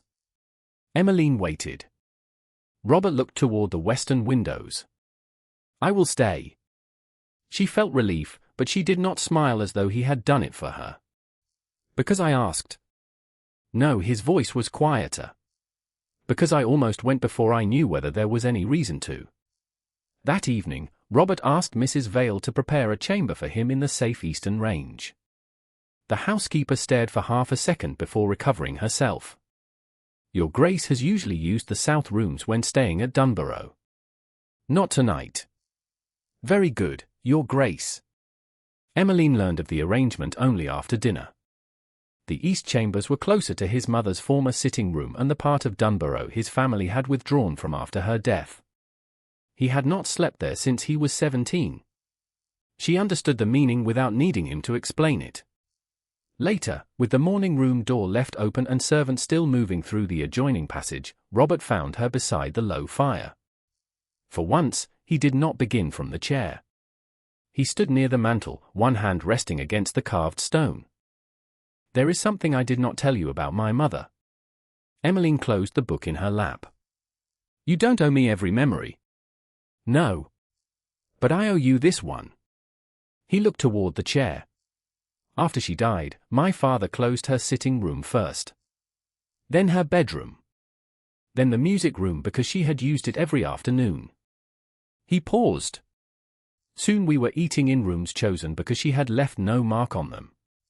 Emmeline remained still. "I thought I hated Dunbarrow because she died here," Robert continued.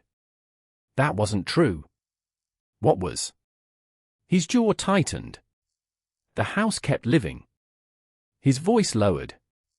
Her chair remained where she had Saturday. Her gloves were still in a drawer. Servants carried coal. Bells rang. Meals appeared. Once, weeks after the funeral, I heard a maid humming the melody from that music box in the corridor. He glanced toward the cabinet. For 1 second, I thought my mother was there. Emmeline's chest tightened. Robert gave a small, humorless breath. The worst part was not that the house felt dead. It was that it didn't. Everything continued without her. He looked down at his hand on the mantel. My father could not bear it either. So he closed doors. One room, then another.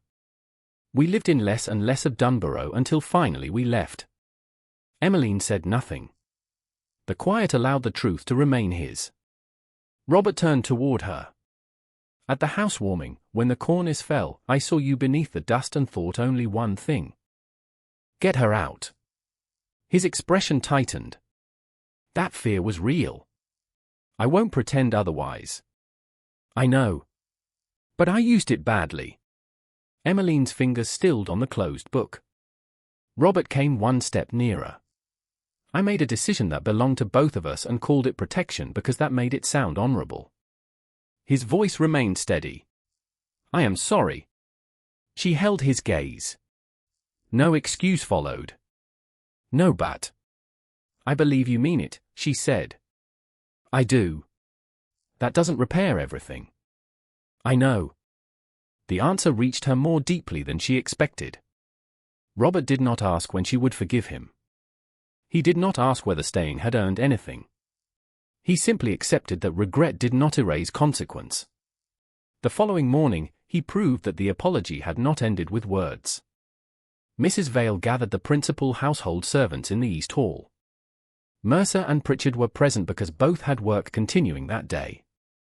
Charnock arrived last and looked faintly irritated at being summoned before breakfast was entirely cleared. Emmeline stood beside Robert. "There has been uncertainty about Dunbarrow," Robert said. "There may be more before this inquiry is finished. Until an independent inspection finds a room unsafe, the Duchess's authority over the safe reopening remains exactly as it was before the supper." Charnock's expression did not change. Robert continued. "No instruction is to be bypassed through me because someone expects a different answer from the Duke than from the Duchess." Mrs. Vale inclined her head. "Yes, Your Grace." Pritchard did the same. Mercer merely closed his notebook as though the matter required no ceremony. Robert looked toward Charnock. "Is that clear?" "Entirely." "Good. The gathering dispersed quickly. Charnock left first. Mercer followed Pritchard toward the western side. Mrs. Vale began issuing breakfast instructions to a footman. Emmeline and Robert remained near the foot of the east staircase. He did not look at her as though waiting for approval. That was what finally undid the last of her reserve. She crossed the small distance between them and put her arms around him. Robert went still for one heartbeat. Then his arms came around her carefully. He did not hold her too tightly. He simply stayed. Emmeline closed her eyes. The embrace was not absolution. It was trust returning in a form neither of them had demanded. When she stepped back, Robert released her at once. Something quiet had changed in his face. Before either could speak, hurried footsteps sounded from the service passage. A footman appeared, breathless enough to forget the perfect composure expected in a ducal household. "Your Grace." "Your Graces." Robert turned. "What is it?" "There's a man at the servants' entrance." "Who?" The footman looked at Emmeline. "Thomas Reed, sir." "The quarry foreman." Robert's expression sharpened. "Bring him in." The servant hesitated. "He says he won't speak to Mr. Charnock." Emmeline felt the morning suddenly narrow around a single fact. "What does he want?" The footman swallowed. "He says he'll speak only to the Duchess." Thomas Reed stood just inside the servants' entrance with rain darkening the shoulders of his coat and his cap crushed between both hands. He looked older than Emmeline expected, not from years but from the particular exhaustion of a man who had spent too long deciding whether silence was still safer than truth. Robert came with her, but he did not step ahead. Mrs. Vale remained within sight of the open passage. "You asked for me," Emmeline said. Reed nodded. "Yes, Your Grace." "Why?" His gaze flicked once toward Robert, then back to her. "Because I won't speak in front of Mr. Charnock." "He is not here." "Then I'll speak." Emmeline studied him for a moment. "Not yet." Reed looked startled. "I want Mr. Mercer and Mr. Pritchard present. I also want this understood before you begin. No one has promised you money, employment, protection, or forgiveness in exchange for what you say." Reed swallowed. "No, Your Grace. And I won't promise any of those things now. If you tell us what you know, we will separate what you witnessed from what you suspect." Something in his expression loosened. "That's fair." Mercer and Pritchard joined them within minutes, and the group moved to the east breakfast room, where the door remained open. Reed sat only after Emmeline told him to. Robert stayed beside her rather than taking the head of the table. Mercer opened his notebook. "Start with the quarry line." Reed stared at his cap. "We crossed it nearly 2 years ago." No one spoke. The sentence was too plain to misunderstand. Emmeline kept her voice steady. "The protected line shown on the old Dunbarrow plan." "Yes, Your Grace." Mercer leaned forward. "How do you know?" "Because I was there. The old boundary post still stood when we first cut past them. We went only a few yards over at the start." Reed rubbed one thumb along the cap's edge. "Then farther. The stone was better to the east, and the hall was shorter once the face moved." "Who authorized it?" Robert asked. Reed's jaw tightened. "Mr. Charnock." "In writing?" Mercer asked. "Not for the crossing. Ordinary working orders came through the office. The rest was spoken." "Can the current face prove the encroachment?"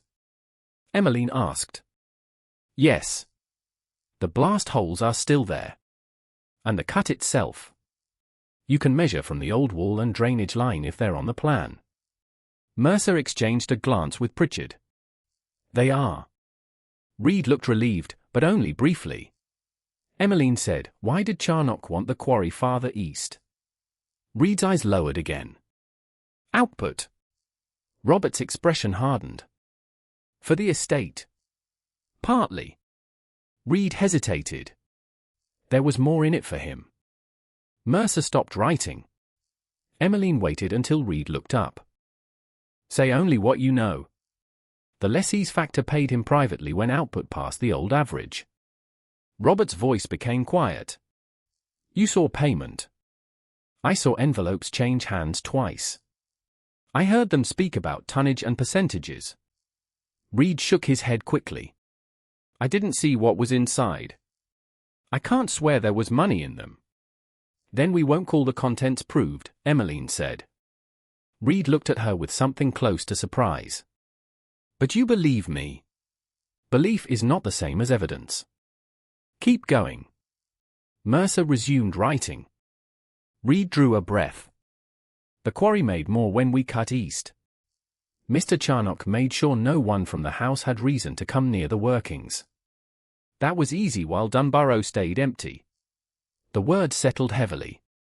Emmeline thought of shuttered windows, unused rooms, servants who had learned not to ask questions. And when Dunbarrow stopped being empty, she asked. Reed's hands went still. For the first time since entering, fear showed plainly in his face. That was the trouble. Robert straightened. What trouble? Reed looked at Emmeline. The housewarming. Silence fell again, sharper this time. Tell us exactly what happened, she said. Mr. Charnock ordered a blast late that afternoon. Reed's voice had roughened. He knew His Grace had said no blasting near the protected area. I reminded him. Robert's jaw tightened, but he did not interrupt. What did he say? Emmeline asked. He said one good shake would do more than 10 warnings. Said if plaster came down while guests were there, everyone would call the house unsafe. He said Her Grace would leave, and then no one would care where the quarry face stood. Pritchard's expression changed from professional concentration to disgust. Mercer asked, Did Charnock instruct you to harm anyone? No, Reed answered immediately. He said the guests would be in the east rooms and seated at supper. He wanted the house frightened, not people hurt. His face tightened with shame. That doesn't make what we did better. Did you object? Robert asked. Reed looked at him. Not enough. What does that mean? I told him the timing was wrong.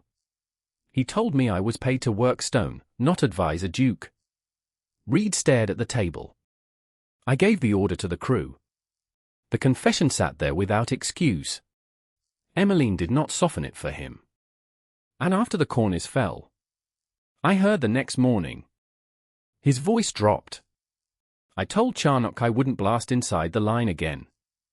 He said if I made trouble, every unauthorized cut would be put on me. Said I could leave quietly or lose more than my place. So you left, Mercer said. To my sister's farm north of Morpeth. Then I heard you'd been asking after me. Reed looked at Emmeline. I came back because if I stayed gone, he'd make my silence look like guilt for all of it. Robert rose. Charnock is finished. Emmeline turned toward him. Not privately. His gaze moved to her. Emmeline. He should lose his position. But that is not enough. She heard Lucinda's voice again in the dining room. Enthusiasm outran prudence.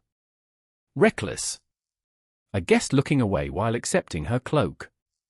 The accusation against me was made before witnesses. The correction must also be visible. Robert's expression remained severe, but he did not argue. What do you want? The question mattered because it came before action. A formal measurement of the present quarry face against the original 1878 plan. Mercer leading the survey. Pritchard present. Mr. Reed repeating only what he personally knows. The quarry lessee's representative. Mr. Harcourt. And several of the people who were at the housewarming. Robert nodded once. When? Mercer answered. The 10th of November gives me enough time to prepare the measurement properly and have the necessary people summoned. Emmeline looked at Robert. Then the 10th. You lead it, he said. She held his gaze. Beside me. Something in his face softened. Beside you. Reed remained at Dunbarrow under ordinary protection, not confinement. Emmeline ordered food and lodging for him but no payment beyond what was necessary for his stay. He would not be coached, rewarded, or hidden. Charnock was informed only that a formal boundary inspection would take place on the 10th. By evening, Mercer reported that one of the temporary reference stakes he had placed along the lawful western approach had been pulled from the ground. Robert received the news without visible surprise. "Can it prevent the measurement?" he asked. "No," Mercer said. "The stake was for convenience. The fixed wall, drainage cut, and quarry face haven't moved." Emmeline thought of the original plan locked safely inside her writing desk. Charnock could disturb what was temporary. He could not erase stone. Later, after the household had quieted, Robert found Emmeline in the morning room. The music box sat on its cabinet, silent. "He is trying to remove anything that can be moved," she said. "Then we rely on what can't be." Robert stopped near her. "I would have dismissed him this morning and called it justice." "It would have been justice for you." "And not for you." She looked at him. "Not entirely." He absorbed that without defensiveness. "Letting you lead this doesn't feel like losing anything anymore." The words reached her more deeply than praise would have. "Good," she said softly. Robert lifted one hand, then stopped before touching her. His restraint was deliberate. "May I kiss you?" Emmeline looked at him for one heartbeat. Then another. "Yes." He moved closer, slowly enough that refusal remained possible until the final inch. Emmeline did not wait for him to close it. She stepped forward herself. The kiss was gentle, brief, and chosen without fear or debt. When they parted, Robert rested his forehead lightly against hers for a moment before stepping back. Nothing had been solved by the kiss. Charnock still had to be exposed. Lucinda still had to hear the truth. Dunbarrow still carried cracks. That was why the moment felt honest. For once, neither of them needed certainty before choosing to remain. On the morning of the 10th of November, the western side of Dunbarrow looked almost insultingly ordinary. Wet grass silvered beneath a pale sky. The old retaining wall stood where it had stood for decades. Beyond it, the land fell toward the quarry in grey shelves and broken earth. Nothing in the landscape announced that one man's authority was about to end there. Before leaving the castle, Emmeline unlocked her writing desk herself. The original 1878 Dunbarrow quarry plan lay inside the leather portfolio exactly where she had placed it after showing Mercer. She checked the linen backing, the faded blue protected line, and the old folds. Then she closed the portfolio and carried it with her. Robert waited in the East Hall. He did not offer to take it. He only asked, "Ready?" Emmeline looked at him. "Yes." "Then we go together." By 10 o'clock, the witnesses had assembled on the lawful western approach. Mr. and Mrs. Fenmore were there, along with the rector and 2 other guests who had attended the failed housewarming. Lucinda stood wrapped in dark wool, her expression suggesting that attendance itself was an indignity. Thomas Reed waited near Mr. Mercer and Mr. Pritchard. Robert's solicitor, Mr. Harcourt, had arrived the previous evening with the relevant lease papers. A representative of the quarry lessee stood apart from Charnock, who had come last and looked more controlled than calm. His gaze moved first to Reed, then to the leather portfolio in Emmeline's hands. "Your Grace," he said to Robert, "I must protest the manner in which this has been arranged." Robert's face remained still. "You may protest after the measurement. This isn't a court." Emmeline stepped forward. "No. Which is why no one here is being asked to decide anything beyond what can be seen, measured, or personally witnessed." Charnock looked at her. "And yet you have gathered half the county." "I gathered several people who heard me called reckless after the housewarming." Lucinda's mouth tightened. Emmeline continued before she could speak. "They deserve to know whether that judgment rested on truth." Mercer set a portable board on a trestle near the road. Emmeline opened the portfolio and unfolded the unique original plan herself. The blue line appeared faint but unmistakable beneath the morning light. Harcourt stepped close enough to inspect without touching it. "I have compared this with the lease papers held by the Wexborough solicitors," he said. "I found no later executed variation replacing the protected boundary shown here." Charnock gave a short breath. "Workings evolve. No quarry remains frozen because of one old drawing." Mercer looked at him. "The working face may move. A boundary doesn't move unless someone lawfully changes it." He turned to his assistant. "Chain." The measuring began from the fixed features already identified during the preliminary survey. The retaining wall. The surviving corner of the old sheep enclosure. The drainage cut still visible after rain. Mercer called each reference point aloud. His assistant recorded the figures. The survey chain stretched over damp ground, was lifted, straightened, and laid again. No one spoke except when Mercer required a number repeated. Emmeline watched Charnock rather than the chain. At first he wore the expression of a man tolerating theatre. Then the measurements carried them beyond the place where the protected line should have separated safe ground from the active quarry. Mercer stopped. One of his assistants placed a rod. The current quarry face continued well beyond it toward Dunbarrow. Visible holes had been drilled into the exposed stone farther inside the protected ground. The lessee's representative stepped forward. "Measure it again." Mercer looked at him. "Gladly." They did. The chain was reset from the fixed point. The distance was checked twice. The result did not change. The representative's face hardened. "Those holes are inside the boundary."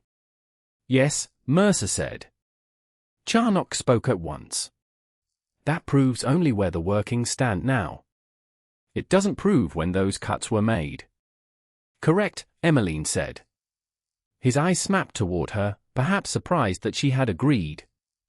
"Which is why no one has asked the measurement to prove more than it can." Mr. Pritchard stepped forward next. He explained the dated plaster telltales at Dunbarrow in the same cautious manner he had used from the beginning. "One broke after the later blast heard on the 27th. That shows fresh movement occurred after we placed it. It doesn't name the person responsible." Mercer added, "The recent damage in the hall and western masonry is more consistent with repeated external vibration than ordinary settlement alone. Again, that doesn't name a man." Charnock's shoulders loosened slightly, as though he thought caution might save him. Then Emmeline looked toward Reed. "Mr. Reed, tell them what you personally know." Reed removed his cap. His face was pale, but his voice held. "We crossed the old protected line nearly 2 years ago. At first by a few yards, then farther. Mr. Charnock authorized it." Charnock laughed once without humor. A dismissed man protecting himself. Reed looked at him. "I wasn't dismissed until I refused another blast inside the line." A murmur moved among the witnesses. Emmeline did not allow it to grow. "The housewarming evening," she said. "What happened?"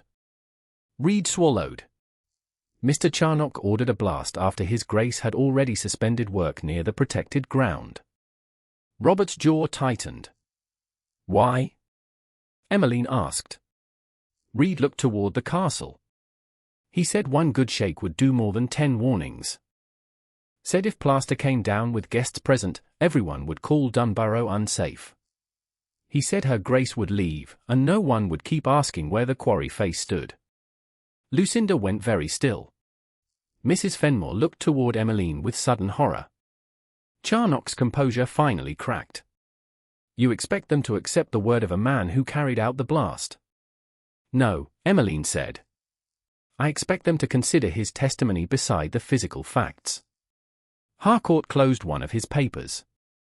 "And beside the absence of any lawful variation to the protected line." The lessee's representative added, "And beside workings our own company records did not describe as being inside prohibited ground."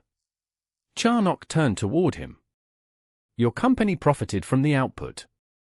That doesn't authorize you to conceal where it came from." Silence fell again. Emmeline looked directly at Charnock. "Why did you insist Dunbarrow was naturally failing?" He stared at her for several seconds. Because Dunbarrow had stood empty for 25 years. That isn't an answer. It is the only answer that matters. His Polish was gone now. No one lived there. No one needed the western ground. The quarry produced revenue. The castle consumed it. I expected the place to remain what it had been for a generation. His gaze moved toward the dark western windows. Empty. The word seemed to alter the air around them. Emmeline understood then that Charnock's deepest assumption had never been that Dunbarrow was worthless. It was that emptiness made theft invisible. Robert stepped forward until he stood beside her, not ahead of her. And I helped make that assumption convenient, he said. Lucinda turned sharply. Robert. He ignored her. His voice carried clearly across the wet ground. When Mr. Charnock told me Dunbarrow should remain closed, part of me wanted to believe him. When the cornice fell, I was ready to leave because leaving was familiar to me. Emmeline looked at him. He continued. My wife opened only rooms that had been inspected. She closed every area judged doubtful.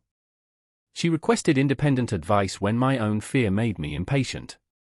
She acted more cautiously than the administration that allowed quarry workings to approach this house for years.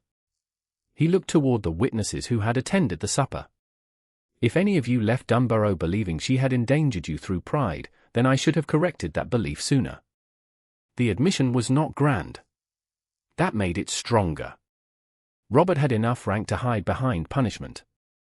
Instead, he had placed his own failure beside Charnock's wrongdoing where everyone could see the difference between them. Emmeline turned to Lucinda. The Dowager Countess met her gaze with evident reluctance. At the housewarming, Emmeline said, "You suggested before these witnesses that my enthusiasm had outrun prudence." Lucinda lifted her chin. I repeated what appeared reasonable in the circumstances. Does it appear reasonable now? Emmeline, surely we needn't make a spectacle of this. The spectacle was already made. Lucinda's eyes hardened. Emmeline did not raise her voice. Do you retract it? The question hung in the cold air.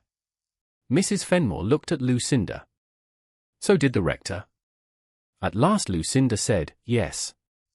I retract the suggestion that you acted recklessly in opening the inspected rooms at Dunbarrow. Emmeline inclined her head. Thank you. She did not smile. She had not wanted humiliation returned for humiliation. She had wanted the truth to occupy the same public space the lie had occupied.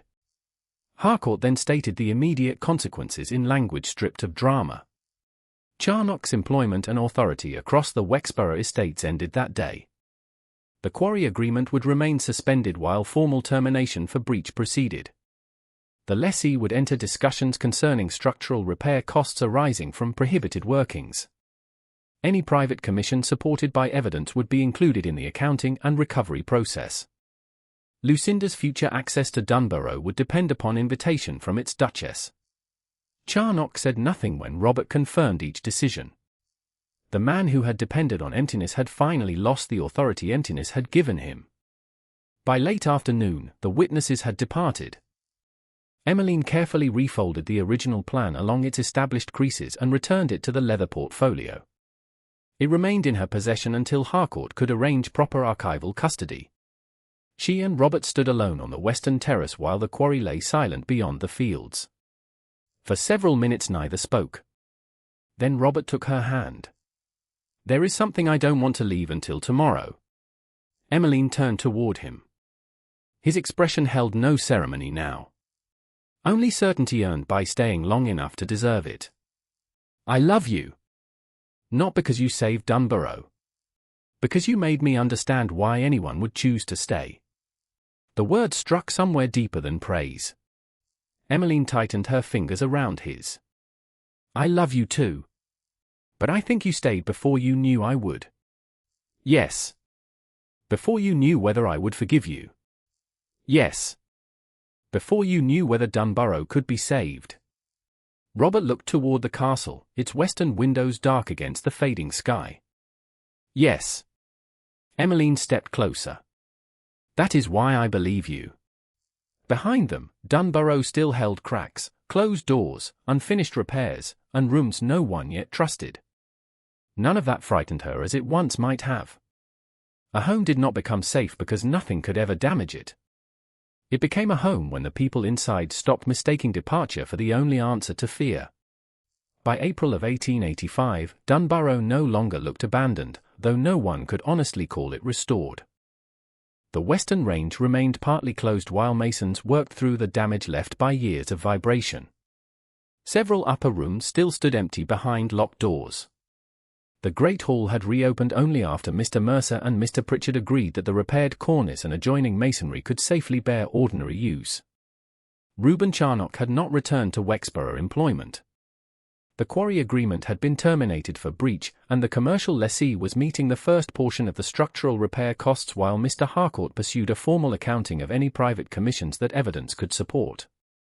Lucinda, Dowager Countess of Belgrave, had returned to Belgrave and sent a written retraction to the principal guests who had attended the October housewarming, acknowledging that Emmeline had opened only rooms inspected for use and had been wrongfully described as reckless.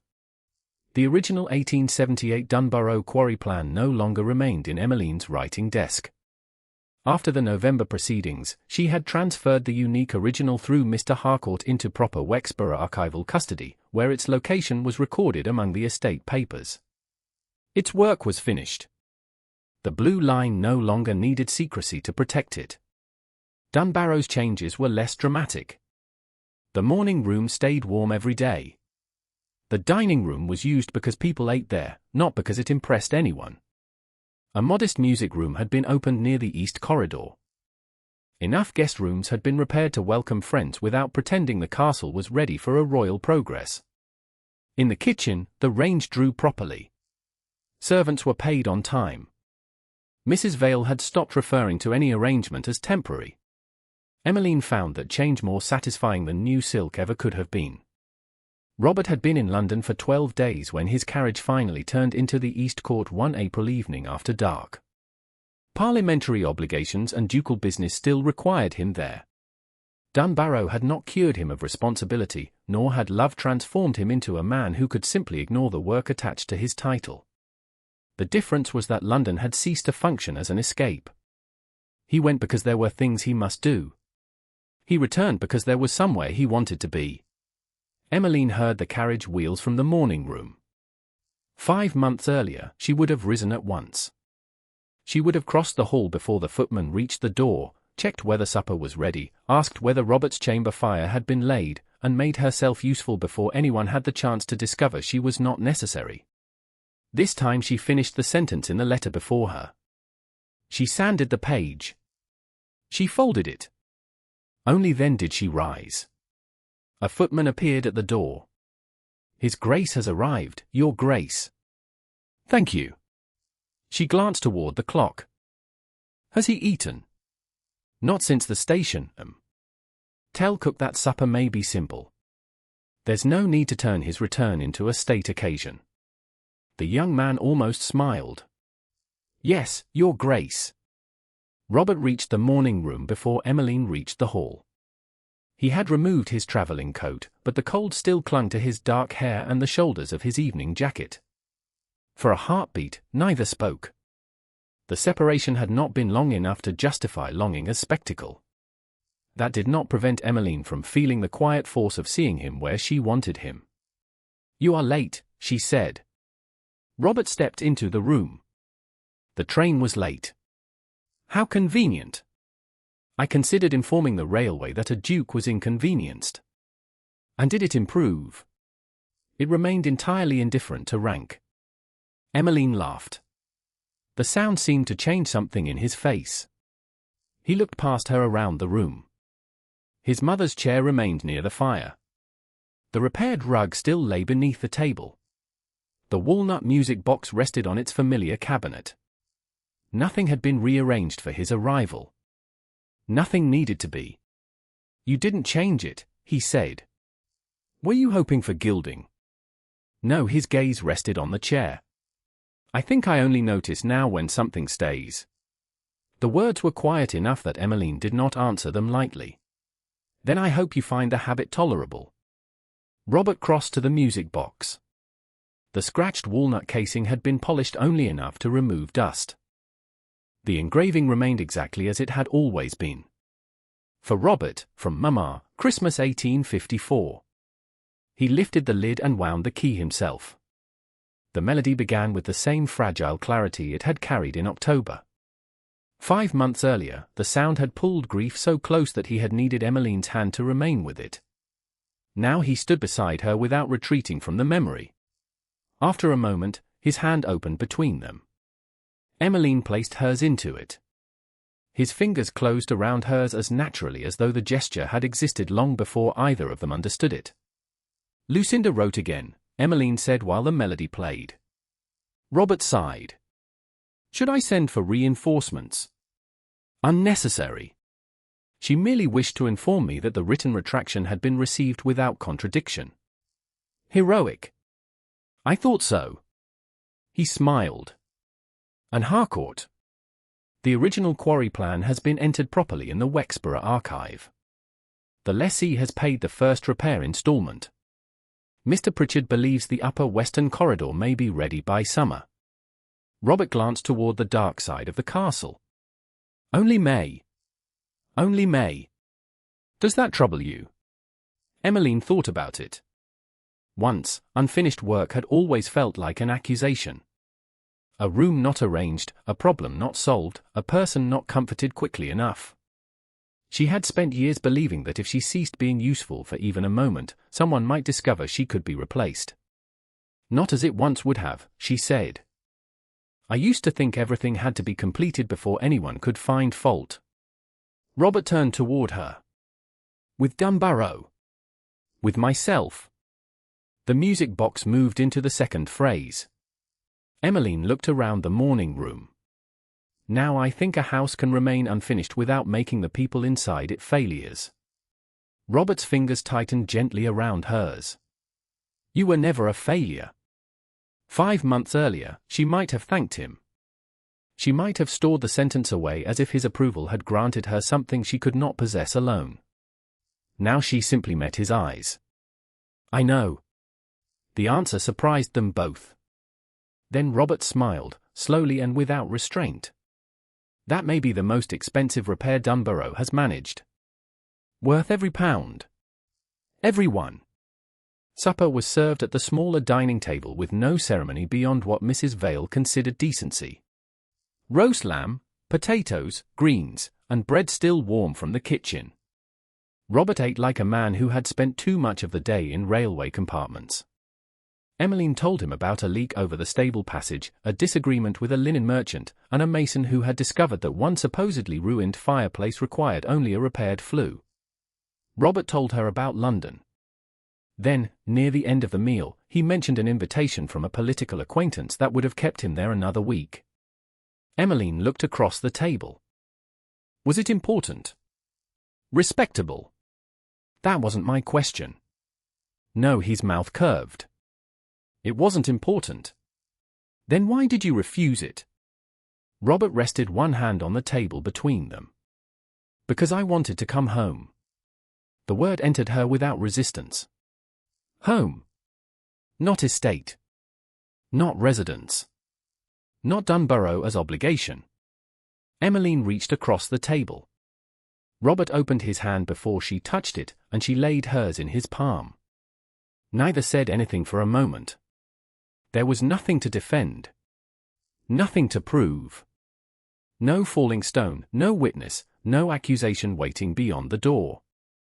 Emmeline rose and walked around the table toward him. Robert looked up. What is it? Nothing. She placed one hand lightly against his cheek. That is rather the point. Then she bent and kissed him. She initiated it without hesitation. Robert answered with the same careful tenderness he had shown when he first asked permission in November, though now there was no uncertainty about whether he was welcome. When they parted, Emmeline remained close enough to feel the warmth of his breath. I love you, she said. Robert covered her hand where it rested against his face. I love you too. Later, viewed from the dark lawn beyond the east side of Dunbarrow, the the castle still seemed too large for the amount of light it contained. Several upper windows remained black. The western range lay mostly dark while repairs continued. Nothing about the building pretended that every wound had vanished. But one lower window glowed warmly against the old stone. Behind it, the walnut music box played while Robert sat near his mother's chair and Emmeline read beside the fire. He had come home. She no longer needed to earn the right to be there by making herself indispensable. Dunbarrow did not need every room restored to prove it was alive. One warm window was enough.